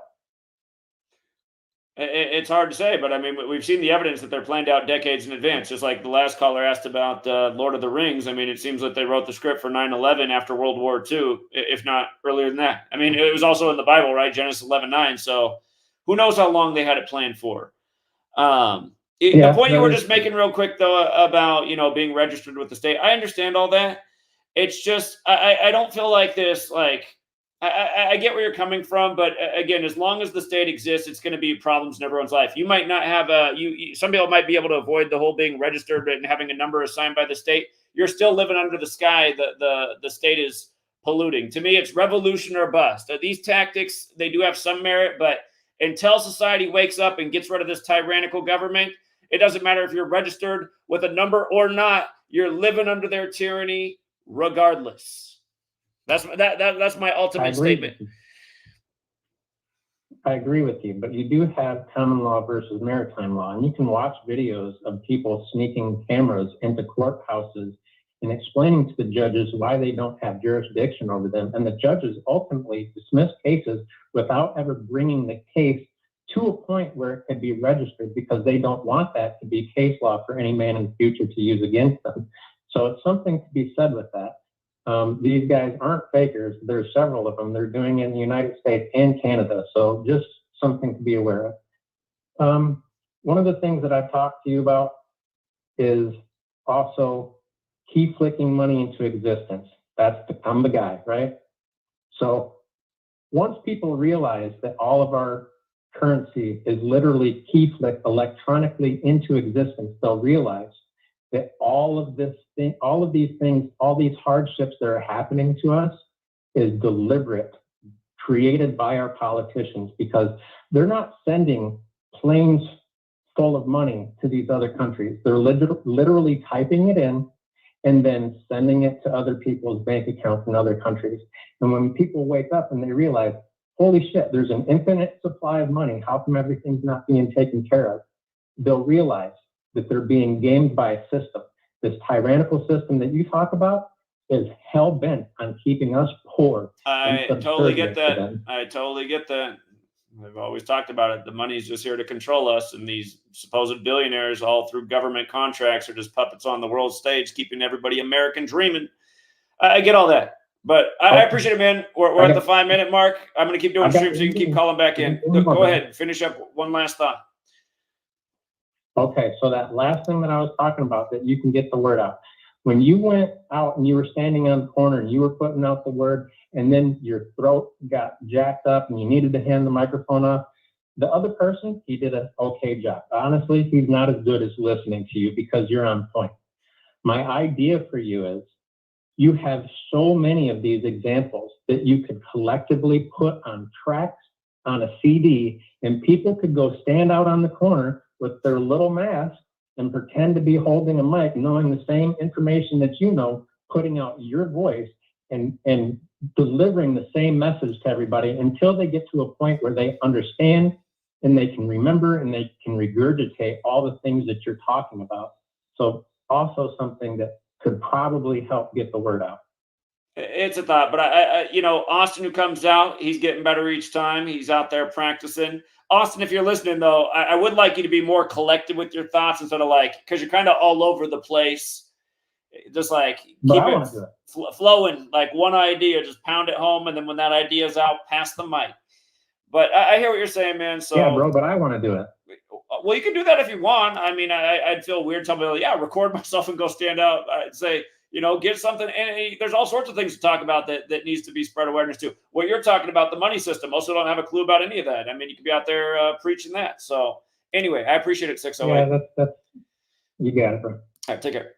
All right, let's go out to 847. What's up, 847? Hey, Zach. Hey. Hey, I just had some interesting things that I found about the upcoming Super Bowl. Have you taken a look at any of the teams yet? We've been talking about it for months. Yeah. All right, so I've kind of dialed into the Eagles. I don't know if you're on them or not, but they've got some interesting connections here. as far as when the Eagles were established, July 8th, and from that date to the Super Bowl is 150 days. Philadelphia Eagles equal 150, LAX, Super Bowl LAX is 150. Same as, and then the establishment, the founding date of Philadelphia itself, October 27th, to the Super Bowl is 105 days, just like this is the 105th NFL season. And I've got a bunch more, Nicholas Serini, his full name's 105. It's 126 days from his birthday to the Super Bowl. New Orleans equals 126. It's 239 days from his upcoming birthday. And Super Bowl 59 written out equals 239. So there's a lot of correlations with the Eagles that I'm seeing. And I'm thinking they're going to go up against the Chiefs. Interesting. It's possible. Again, join us on Patreon. We're talking sports every day on Patreon. So appreciate it, man. Thank you. All right, man. Have a good one. Yeah. Good luck. Oh, the person who was next in line just dropped off. Had you waited one more second, you would have been on here. Let's go out to 917. What's up, 917? Hey, what's up, Zach? Yeah, what's up? Yeah, I want to remind you that in Genesis 47, Jacob dies at age 147. Right. With this president going to be the 47th president, this might be a big one. Like, really big.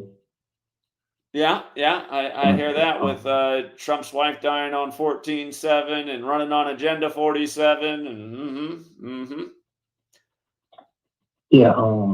Also, I think from they set the date already for real for the debate on the 10th. Yeah, it's September 10th. So that would be 132 days until inauguration day. It's 56 days before the election, so September 10th. What is that? That leaves 112 days. Yeah, it must be 132 days before the election. Yeah, it must be. 132 rooms in the White House, right? Yeah. Again, United States of America equals 132. England 132. This country named 132 days from the establishment of the Illuminati. Yeah, it's a big number here. Revelation 13:2 about the beast. President of the United States is 147. Just like Jacob died at 147.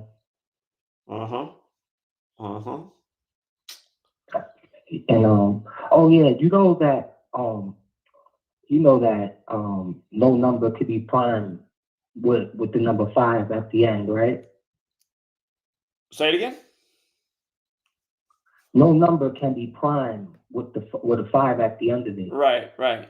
Yeah. Right. Just like remember? no number. Yeah. So in Hebrew, right, the fifth letter is he, and you could remove the he because the he is also like a prefix. It's like the. Did you know that? Okay. Yeah. Yeah. Just for everybody who has ears to hear. But thank you for everything, Zach. I appreciate you so much. Thank you. All right, you're welcome. Appreciate the call. All right, we are out of callers on the call board. It says it's got 25 minutes left on the timer before it shuts down. The way it works is if you call in before the 25 minutes, even if it expires, as long as you're on the call board already, you'll still get your call, but you just have to call in before the timer ticks out. For people asking about Patreon, people complain that I only do sports on Patreon. Well, don't I do like a million things for free for the public? The only reason that I do sports exclusively on Patreon is because, well, for years we did it for free, but most people want the sports information to make money. So I figure people can give a little bit of money back if they want the sports intel. So, I mean, complaining that I'm only doing sports on there is, to me, lame. It's like, I don't want to put any work that I think matters a lot to everybody behind a paywall. So that's why everything else I do is for free. And a lot of people say, like, Zach, I don't support your Patreon because the only updates I get are sports stuff. It's like, well, the reason to support the Patreon is to support the work. Unlike the 4 out of 7 people who've left since, and sadly, that's the real stat. What is 47? 4 out of 7 have left since we went from Seattle to New York and hit all the cities and brought people together and did something that nobody, I mean, you never see anything like that. Just the diversity of groups that came out and just dropping the knowledge like we do when we are on the street. There was no reason for the support to fall in more than half. And again, I don't think it was just because people fell off. It's just like, so many people said that they got canceled and it doesn't let them sign back up. It seems like it is some kind of big tech manipulation, but it was very detrimental to the idea of constantly pounding pavement and traveling all over the place and getting out the word, which I know is something we need to do. Some of the speakers that come out on the street are very good, and we do have an impact. Those are guys who leave comments like, when you're out on the street in New York talking, I don't think it's that. Just stop with all your opinions about what you don't think is that helpful. We had people stopping and listening all over the place. Yeah, some people are going to walk by. You know why most people walk by and don't listen? Because their ears are already plugged. They're not even listening at all or hearing anything. And actually what the real problem is all the religious weirdos out on the street that do the same type, I shouldn't say the same type of thing, but do a similar thing. They get out on big speakers and tell everybody they're going to burn in hell. And a lot of people just make the assumption automatically that that's what we're out there doing too. It's the religious people that have ruined it for a lot of people. That's why their ears are plugged. Because that's the only thing they've ever seen is religious weirdos out on the street telling everybody they're going to burn in hell, which is not our message at all. But yeah, we make a lot of people stop and listen. And when we were all over New York, the place where we had the most success was when we set up shop by the bookstore, which made sense. You're in an area where people are looking for knowledge, and it was awesome. I mean, you could see for blocks that people were stopped and paying attention, and a lot of people stopped and listened for like over an hour, and who knows what they were up to. And the locals out there are like, Zach, this is a hard thing to do to get people to stop and listen in New York. So, yeah, I get tired of just reading everyone's silly comments. If you know how to do it, you go set up your mic in New York and show me how it's done. Let's see if you can get more people to stop and listen.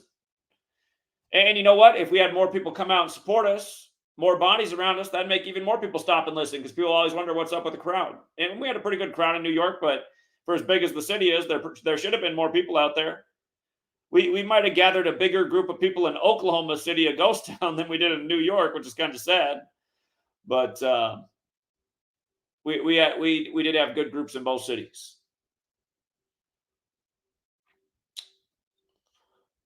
Thanks again, Rick James. If we had 1 million Rick Jameses, we would have GematriaEffectNews in every city, full-time staffed. And we were talking about that. If we had like the pipe dream of 1 million people pledging $1 a month, we could have a full-time studio in Times Square. We could be doing the same thing every single day in Times Square. I mean, when you're talking in Times Square, it's a loud place, but at any given moment, your voice on a loudspeaker, you're hitting thousands of eardrums almost around the clock. New York is the city that doesn't sleep. There's just people out at all hours. And it was weird being there because I didn't even need to sleep and I didn't feel tired. I was just like, wow, we're just up around the clock all day just doing this. I didn't even need to, in hindsight, if I go to New York and I'm there for 3 days, I won't even get a hotel. I'll just hang out on the street all day. We'll just run on adrenaline.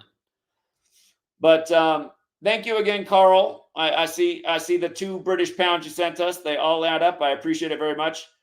Carl, I just want you to know, when you make those big orders of merchandise, if you're really trying to financially help me, just so you know, like when you order $300 of stuff, and he does that, the profit that I make on that is usually around like $2.50 because I have almost everything priced at no profit. And for a while I was losing money on the merchandise because of inflation, all their prices went up and I didn't adjust my prices. And I was like, whoa, I'm losing money every month on merchandise sales.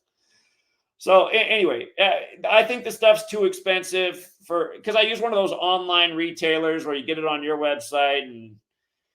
But yeah, I don't want to charge any more than it is. But again, Carl, if you're doing it just to get the word out there with the mugs and the sweatshirts, just so people see Gematria Effect News, then keep it up. But I just want you to know you do make some big purchases. And a very tiny percentage of that is profit. So I just want you to know that. Again, getting the word out there with the merchandise, though, that's very important. So thank you again for doing that. Jacob Bull, he asked who's going to win the election. We talked about that. Jameson Jones said, can we call in online? I said I would drop the link for people who wanted to call in, so I will do that since, well, we got a couple more. Well, we got one more person who phoned in.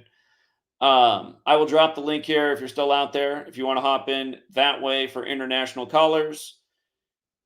Jehovah's Thickness says, have you looked any further into the Kill Tony stand-up opportunity? The one comedy video you did as the gay black, what? Oh, I was like, what? I didn't do a video as a gay black man. If that's how you interpreted that, that was me imitating the voice of my number one troll. That wasn't supposed to be a gay black man. That was Travis, and that's how he talks. Poor guy.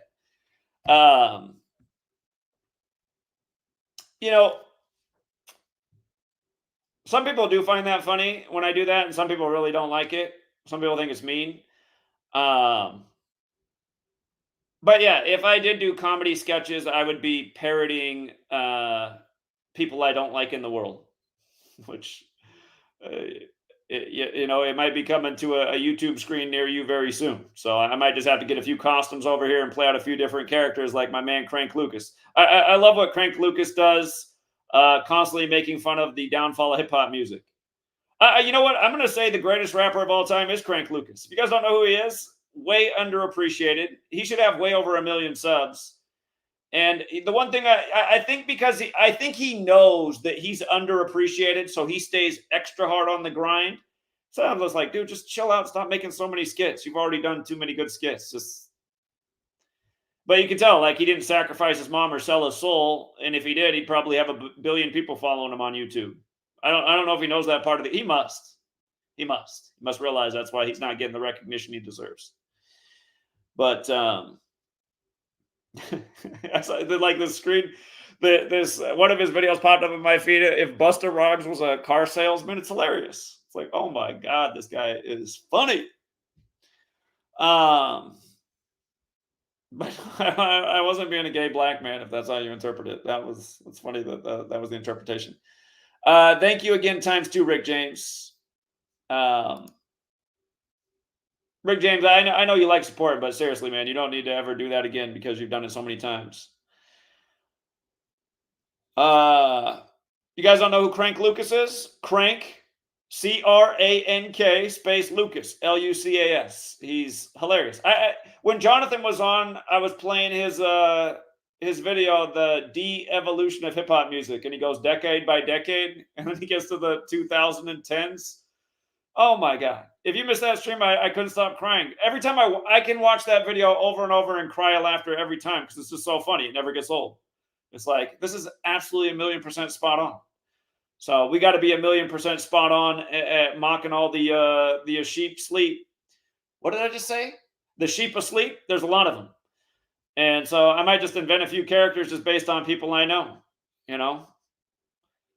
I just mimicking the things that my sister says that are just unbelievable are funny. So, yeah, if you never heard of him, you should check him out. He should pop up in everybody's YouTube feed. Like Mr. Beast. Mr. Beast is trash. Why is that the most popular thing? What was that other guy that's super popular online whose work is complete trash? He used to be the #1 guy on YouTube, and then he got passed by Mr. Beast. But both of these guys, like, I don't know who watches this stuff. This is the most popular thing on YouTube. Complete garbage. So,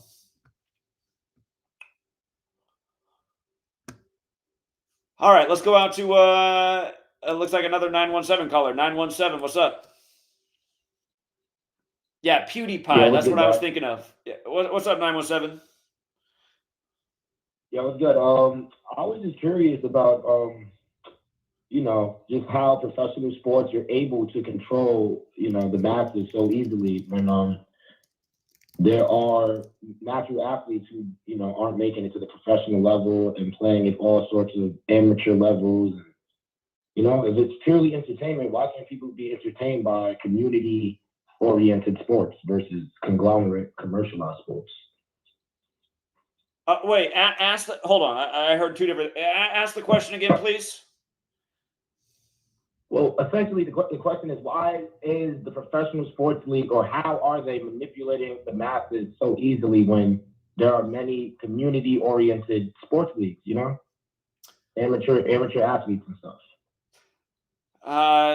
Branding, marketing, you know, I mean, branding and marketing is a lot of things in this world. There's a lot of inferior products that sell way more than superior products because of the marketing genius, I guess. And I mean, you turn on the TV, they're marketing NBA, NFL, MLB, they're hardly marketing other leagues. So I think it's as simple as that. Well, what's on the TV? In the sense of the government, though, you know, the monopolization and antitrust laws and such, like, at what point do you think someone will be able to challenge these leagues and have a good talent level and branding level of competing with them? I mean, college football is probably more popular than the NFL, really, but those are amateur level athletes, you know? Well, sure. In college football, you got way more teams. It's in every state. So, I mean, that's part of the reason it's more popular. Yep. Yeah, but, you know, that pool of athletes, you know, after they finish with their college careers, it makes me wonder, you know, what the pathways are for people like that. Very exclusive. They almost say the NBA, NFL, and MLB are like fraternities and brotherhoods and stuff. So I'm sure there are people that got to that level and didn't want to be part of it, but there's got to be an alternative, you know? Well, that's what I've been saying. For everyone who actually likes sports, I mean, you know, wake up and see how rigged these leagues are, and that they are obviously ritually sacrificing people. Why are we supporting these leagues? You know, I'd like to come back and say, hey, let's start new leagues in these places and let's create some new rules. Honestly, the way I'd like to see sports is by region. Like, hey, you want to play for the Portland Trailblazers? You need to be from the Pacific Northwest. You want to play for one of the LA teams? You got to be from the Southwest. I want to see actual players from the region. Because, like, what do you have now? You got these guys who you're lucky if your sports team has one player that's from within 1,000 miles of your own city. And then as soon as they get paid more money, they're out of there faster than you can snap your fingers. It's like, this is who we're cheering for? I mean, what? So. And yeah, I'm just coming from the perspective of somebody who played junior college baseball and didn't really get a chance based on, you know, team politics and coaching and recruiting and stuff. So I'm 27 now, and I come back around to baseball, and I've been relatively successful at it, you know, and I can only imagine how many other countless stories of people who, you know, were pretty decent. I even, you know, trained with a professional player that got drafted, and now he's a realtor, you know? So I just gave up on him. I noticed Derek Ravio, who played at Gonzaga. His dad was on the Lakers for a second. He played professionally in Europe, but I know he's a realtor now in Spokane, where Gonzaga is. So, again, I went to high school with two pro athletes, him and Michael Roos, who was a basketball player in high school and became the left tackle for the Tennessee Titans for a decade. And the thing I always point out about Roos is he wasn't like any other kid. He was from Estonia, and he was this giant, this athletic giant who every day wore the exact same outfit. He wore a white polo t-shirt and khaki pants every single day. He was nice, but had almost no personality at all. It almost seemed like he was a test tube baby. And then you see that he played. I mean, for people who don't know, in the NFL, you play left tackle. That's the second highest paid position on the team behind the quarterback. He had over $100 million in NFL contracts. And again, I just growing up with him, I always just thought he was so strange. I was like, where is it? I don't even know where Estonia is on the map. Where did this guy come from? So.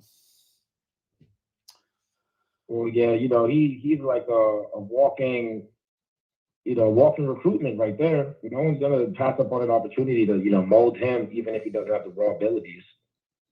You know, but the point I'm trying to make is these guys aren't like us. They weren't like that. I mean, who's coming from Estonia and who's wearing white polo shirt and khaki pants every single day? Like, that's the only. It must have been the only thing in his closet. It's just, again, a lot of these people that are on the world stage were born to be there, and that's why when they get to the world stage, you just see how all the rituals are like so perfectly connected to them. Like, again, like they were born for the position. So, I mean, granted, that's outside of nepotism where your legacy, let's say, you know, even if you're like, you know, you don't have any relation to the program you're in, you know, they may still find a place for you if they have a script for you, you know? Yeah. Yeah. Again, you But, see a lot of guys in they- pro sports, they had a father that were in pro sports too. So it's like you see how they're born into it. More now than ever, you know, it was kind of like, you know, growing up, seeing guys like Dwayne Wade, Carmelo Anthony, LeBron James, all their sons now are basically old enough to be in the NBA, and really, you know, they're very visible now because it's a new marketing environment, you know, with social media and stuff. But I just want to say I appreciate your work, man. You know, as a aspiring journalist, this is definitely a good source for me to look at and, you know, just reference to people who may not understand where it's coming from, you know? Indeed. Well, thank you for listening. And I look forward to your journalism because I know you're going to help get the word out there too. So appreciate it. Oh, big time. All right, Zach, take care. All right. Take care, 917. I thought he was going to say how some of their sons now are in dresses because that's a whole other thing that's going on. I was like, what are the odds that so many of these celebrities would have these children that are all going this way? What are the odds of that? The way they had Jimmy Butler come out with his hair, I mean, come on, man. We know Jimmy and Anthony Edwards. Pops is probably MJ. Let's see. Latvia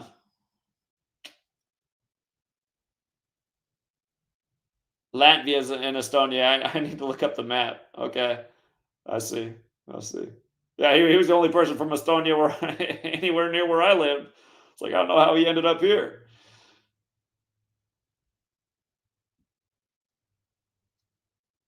Yeah.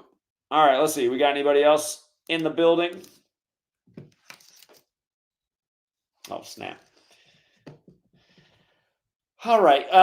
Here, let me drop that link for the person who wanted to get in from overseas who cannot call in. If you're out there, Jameson or Jameson, however I'm supposed to pronounce it. Sorry if I'm getting it wrong. Jameson or Jameson. It's got to be one of the two. The link is in the chat. So again, if you don't want your face on the screen, just don't allow the camera, but just allow the mic. And when you're in the backstage, I'll pop you in here. Anyone else is welcome to jump on the link too. If you didn't want to call in, but you want to come on the stream that way, that's the other option. So while we wait for a caller, let's see what else is buzzing real quick. See if there's any new information out here that we haven't already covered. Again, a lot of people aren't watching the short videos I'm putting out. I mean, look at these pathetic views. And again, man, I just, there's a lot of people who I'm subscribed to who I don't have time to watch their videos. But when I see a new video, I just hop in, I hit the like, leave a quick comment, and then I'm out. It takes about 5-10 seconds out of my day. And I know I helped them out in the algorithm and I helped their channel. I'm just amazed, like, in a way, I'm amazed that we only have 40,000 subs when I've been on the cusp of 100,000 3 times in the past and been deleted. And not to mention the 2 channels they deleted earlier this year both had over 50,000 subs. It's like those channels grew really fast to 50 and then stopped. This channel just grows so slow. And I think it's because they're constantly unsubscribing people. But I just, it's like 40,000 subs and you can barely get 1,000 views. And people are like, well, it's because you put out 5 videos. Yeah, well, the 5 videos added up to 10 minutes of content. Well, maybe today they added up more than 10 minutes of content, but. And again, just the fact that YouTube switched up their format years ago now, and people still don't know how to use it. Every day, I'm like, do you guys not know that when you go to the channel, you see how it's got it? Home page. It's got the videos tab. A videos tab is just straight uploaded videos, not live streams. Shorts are short videos, like, I forget, 15 seconds. Live is obviously a live stream. And then I've just stopped putting playlists together because, I don't know, it seems like when I do that, the channels start getting deleted for whatever reason. But, I'm just trying to... The nice thing to me about putting out the shorter videos, even though they're not getting good views, they did the first week I was doing it, and now they're not. I think it's like they're always figuring out a way to sabotage the channel. But normally when I do a live stream, I'm talking about 20 things and I can only fit like 3 things in the title before I'm out of space. And then all week they're like, hey, Zach, how come you didn't cover that? I'm like, well, I did. It's just in the live stream and I couldn't fit it in the title. So when I just do short videos on a certain topic, I can put what the video is about. You guys see the ritual they did with the polio vaccine today? They're gonna stop bombing in Gaza to give them the polio vaccine. Says the United Nations, polio vaccine equals 124. News breaks on the day leaving 124 days left in the air. All right, here he is. What's up, Jameson? What's going on, Zach? Can you hear me all right? Yeah, loud and clear. All right, good. So to kind of touch on what you guys were talking about a little bit about father and son leagues, I can kind of vouch for that myself because I went to high school and I was in the same graduating class as the NBA star right now, Shai Gilgeous-Alexander.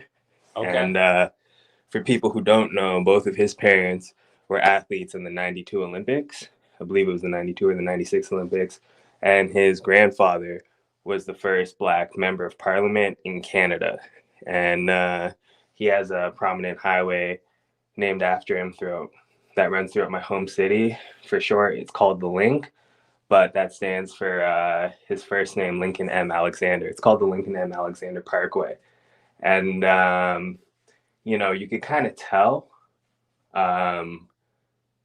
who's going to kind of make waves growing up. I mean, like you said, you went to school with a guy who also was in the NBA, but we had a really good sports school, especially in our basketball program. Like when I was in grade 9 and 10, our senior basketball team would go and we'd always have a buyout with the school called named Huntington Prep. That was from West Virginia. And in my grade 9 year, I got to see Andrew Wiggins when he was in high school come up to my school. And they kind of duked it out. But our main basketball coach / teacher, he ended up quitting his job to become Shai's manager when he went on to Kentucky and university. But this man started like a rep team in my home city that coached Shaden Sharp and RJ Barrett. So all 3 of these guys came from the same team, right? So it's not like these are just Canadians who just so happened to come to the league. They're kind of funneled within the same system. And me, myself, I was a really good athlete when I was in high school. I mean, I'm not that tall. I'm like 5'8", but like I could deadlift 500, squat over 400. Like I could dunk a basketball 40-inch vertical, like I was a good athlete.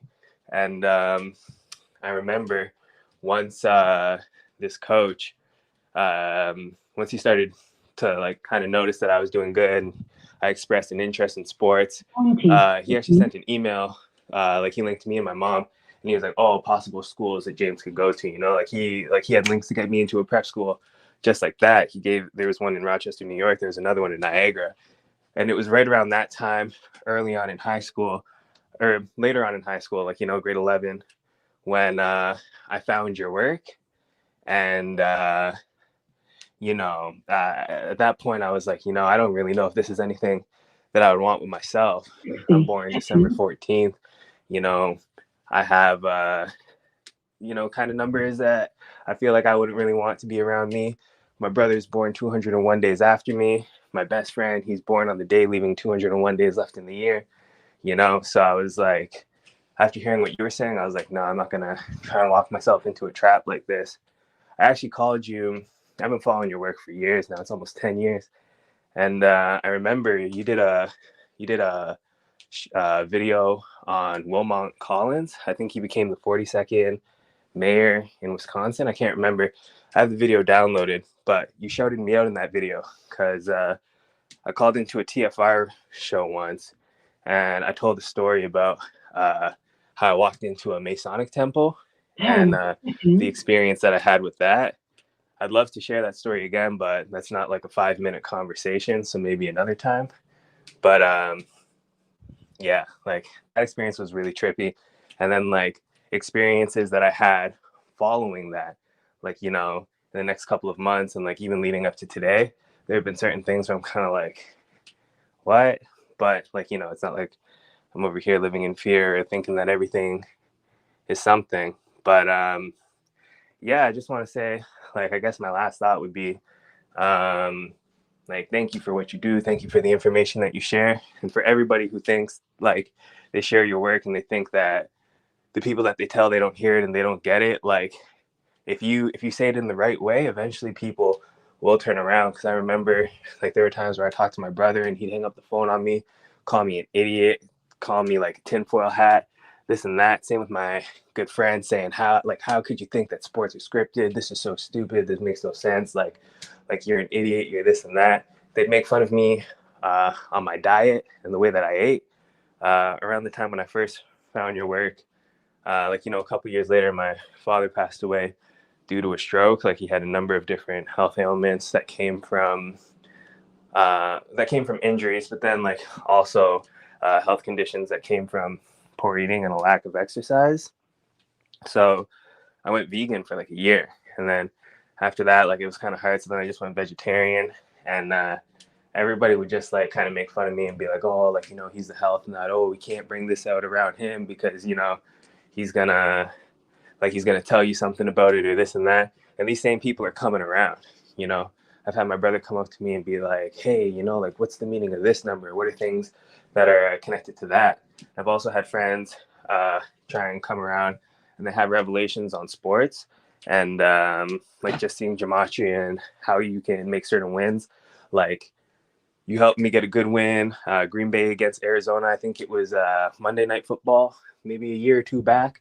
That was a really good payout. Scotty Scheffler winning the Masters a couple of years ago as well. And, you know, I'll just share these stories with my friends. And like, man, you're making money off of this? Like, how can I make money off of this? And I'm like, if you just follow the channel, like, you know, you'll get it. And then they'll say, oh, well, I heard about this Dakota and this Dakota as well. And I know there's good people within the community, but I kind of reiterate, I'm like, you know, like, this is kind of like the home base. This is where you should get like your beginning information. And then if you want to kind of go off in other places, you can, because like, as we've seen over the past little while, there are certain distractions and infiltrators here or there, right? So yeah, sorry if I went over my time, but no, it's okay, because there's nobody else on hold and nobody's in the back room. People in the chat, I remember years ago when you called and told us about, you know, going in the lodge on TFR. I was still living in Bothell back then, so that was years ago now. But if you want to share the story, go ahead.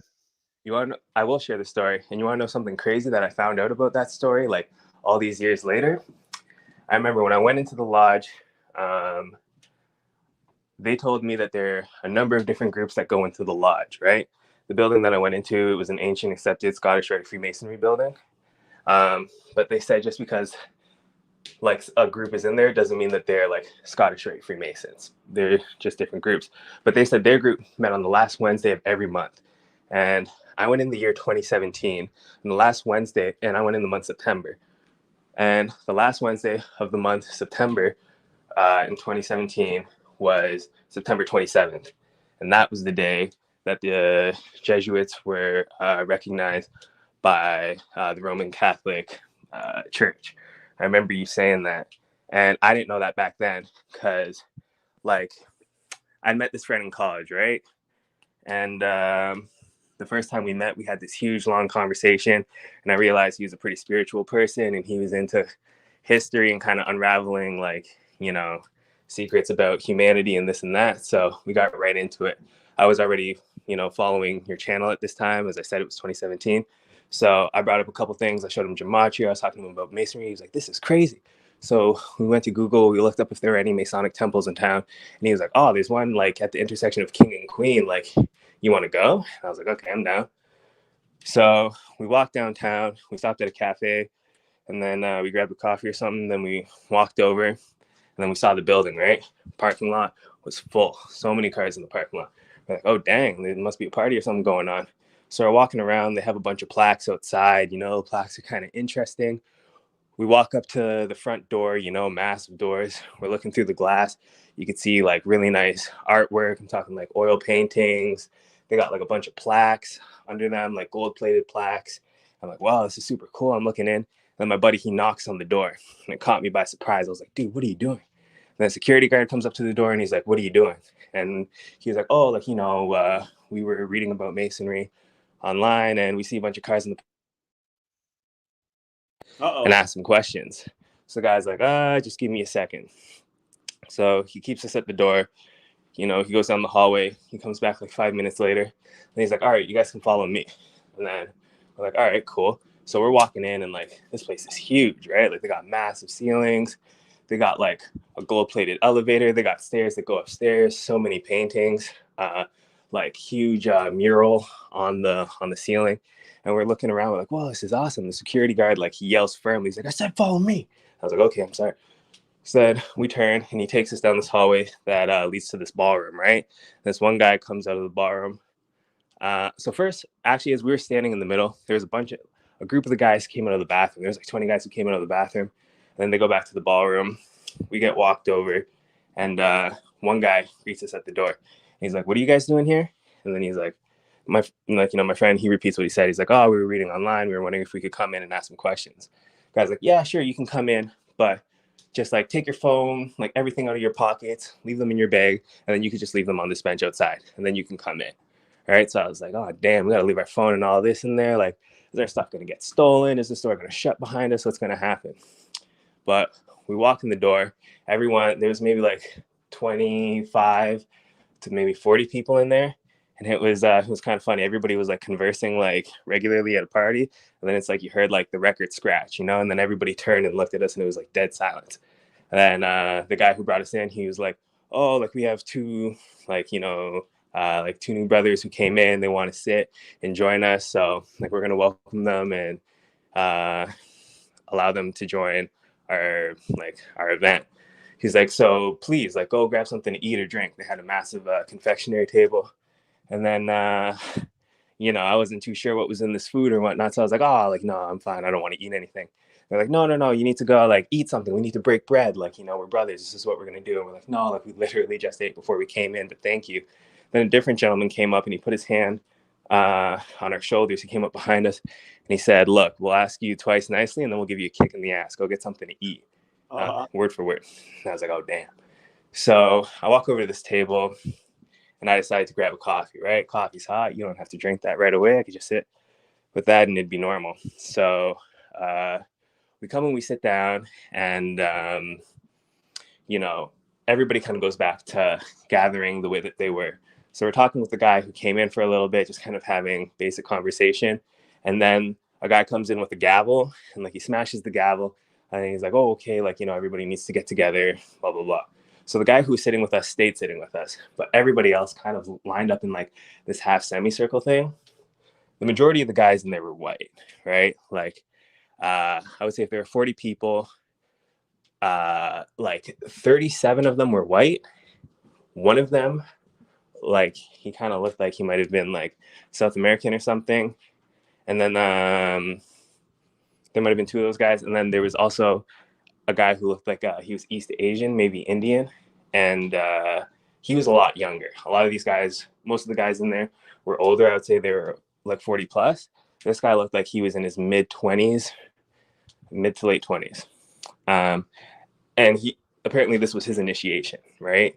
So the person who led kind of said that, like, they were going to be like admitting him to the lodge today, and he's been doing all this work, and it's been so great. And then they went one by one down the line, kind of like saying something to confirm him in the lodge. I can't remember exactly what it was that they were saying, because at this time we were still having a conversation with the man who greeted us, who was still sitting with us at the table.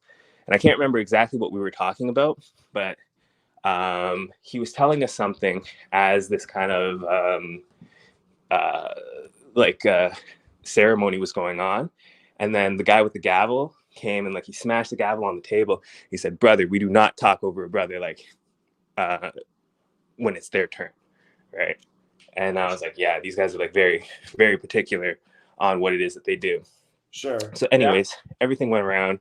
They ended up finishing, and then they're like, oh, okay, hurrah, like, you've been inducted. Now we can party and we can do whatever. So then they kind of turned their attention to us, and like they said that like they could have like we could ask questions, like, and they would like Just real speak quick, with us. But where the are way we that in it the worked story? How far was into the we story were are we sitting right at a now? round table. Hold on real quick. I'm just saying I'm running out of time. Hold on. I'm saying I'm running out of So time I here. was sitting like Do you hear maybe me? at the head of the table, I guess. And then my buddy Jacob was to the Can right I of hear me me. right The now? guy that we were Hey, talking was Jameson, I'm running out of time. closer to me than my friend Jacob. And then everybody else was standing behind us in a straight Can you line, hear what I'm saying? which was really weird. Like they didn't sit at the table with us. They weren't standing in front of us. Everybody was lined up behind us in a straight line. And like some notable things that I remember from the conversation was Jameson, can you hear me? I asked, like, what do you have to do to become a Mason, right? And the guy said, well, there's 3 things. 1, you have to be at least 21 years of age. 2, Jameson, I'm sorry. you have to believe in some kind of spirituality, some kind of higher being. You can't be an atheist. And then he smashed his fist on the table as he said this. And he said, and you cannot have been a former slave. And like, I'm black. So, and my friend's white. At this point, like, I felt like all the blood was just like leaving my body. I was like, dude, how did you get me into this situation? So I was like, okay, like let's maybe try and like turn things to a different light. Jameson, Another thing that I asked, I was like, I don't okay, know how so you I can't hear heard me. that I gotta move on. You can tell the rest of the story later. All right. Oh, sorry. Like I don't know how he possibly cannot hear me. For the few people who are on hold, it's going to be one of these 1-minute things. I do got to get off. So, truth, love, real quick. What's going on? Hey, what's up? Well, I'll keep it quick. I just want to say thank you. You're one of the first people that I woke up to in 2020, and I'm so grateful for it. I did turn into Jim Carrey, so I had to pull back, from the movie 23. But I wanted to share, and I don't know if you have anything about that. I moved to you, and I have the connection of North Dakota. But one thing I stumbled upon is this, which is the legislative building in Winnipeg, which actually is a replica of Solomon's Temple, and they did a whole book on it, and I had no idea. I just stumbled upon it. And then I also went to kind of segue from what that guy was going on about, but I went to a place called Masonic Island, which is just right below Winnipeg in North Dakota a couple summers ago. So I think there's something here in this like flyover place. And downtown Fargo, their main square is 201 Broadway Square, and they hold like a circus there, and they hold like a Renaissance fair, and I just kind of see the theme of the Illuminati as far as like a narrative goes. And so I just think it's interesting, even though I can't really share it with people because it sounds crazy. Like I think there's like a, unscripted, or a scripted, event going on at 201 Broadway in downtown Fargo. And people are like, what? Because there is a Renaissance birth the Illuminati, which they're like the circus people. And then it ends with like a magic in like September, they do a magic show there. And it's the governor's son who runs this whole event. And so I went up to him because I'm like that just like a month ago. And I said, hey, can you guys make a shirt with like the address of the square?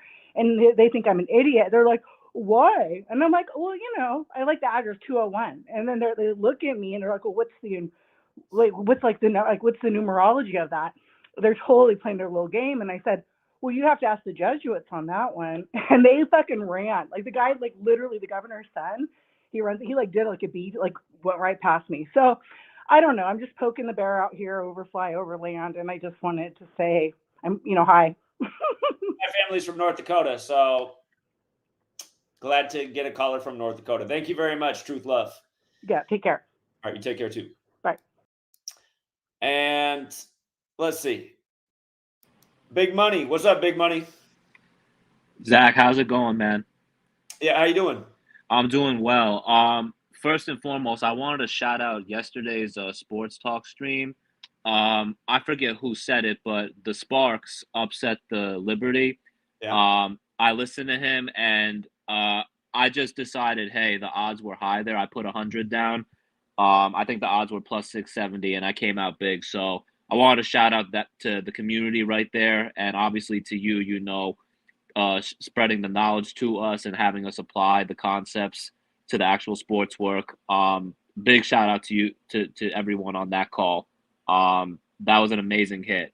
And like I tell everyone all the time, during all these sports seasons, no matter what sport it is, the more you see these patterns come up, the more you watch these games, you see these things play out on TV, you're gonna see that this stuff everything that we talk about connects to what's actually happening in the game, and we can foresee the future as to how the season's gonna play out, and all these stupid deaths that come out, a bunch of this shit that plays out all the time. This happens, and it's like I try to tell people time and time again. I was just in Las Vegas this past weekend, and everyone is ready for football season. They're at the casinos gambling, putting their predictions in and everything. And I'm just like, guys, the Super Bowl here last year, it was already pre-planned that the Chiefs were going to win. Like, the address of the stadium, how many yards Mahomes threw for. Like, I tried telling them all this stuff, and people still don't want to wake up and believe what's going on. And I told them about Norma Hunt, who got sacrificed, I think it was after or before the season. And like, I tell people this all the fucking time. Like, this stuff is gross. Like, they're doing this stuff on a day-to-day basis. The NBA Finals, I remember I called in when Jerry West, Chet Walker, and all these guys kicked the bucket. And I'm just like, guys, how is it that people are dying literally before games are happening? And we just bat an eye, and everyone just bats an eye. It's like nobody seems to understand. And it's just honestly disgusting, that people are so wrapped up in entertainment because they can't see. It is. Hey, Big Money, I love the call. I do got to get off, though, because I'm already over time. But thank you. Thank you. Appreciate it. That's on the win. Open up real quick. What's going on? Open up. Yeah, real quick. Just wanted to shout you out on the sports stream. I had one text for Brett. I think his name is Doyle, something Doyle on the Rockies for home run. Yep. And that hit. And I just want to give people, anyone who's new, join the Patreon, support the work. And also remember, like, this is far more important than just the sports, but sports is something that you can use to connect with other people to share the information. So that's all I wanted to say. All right. Appreciate it. Open up. Thanks, man. Yeah. Yeah. Open up's a great member of the community. Shout out to him. Hasn't been around a long time, but made a great impression. And Carl, who called in earlier, wants to get in one more time. Carl, I do got to run. It's your second time on. What do you want to close us out with tonight? Yeah, I was just about the stream. Can you see me? I can see you, Carl. I can see you, but I got to get out of here. Give us the parting words tonight. Oh, he's out of here. Again, thank you to everyone who does support the work, who hits like and share. You guys want to learn how we take advantage of sports? Join us on Patreon. For the guy in the chat who says he lost 25,000 on my picks, you must not be paying attention to what we're doing. Pretty sure you're trolling.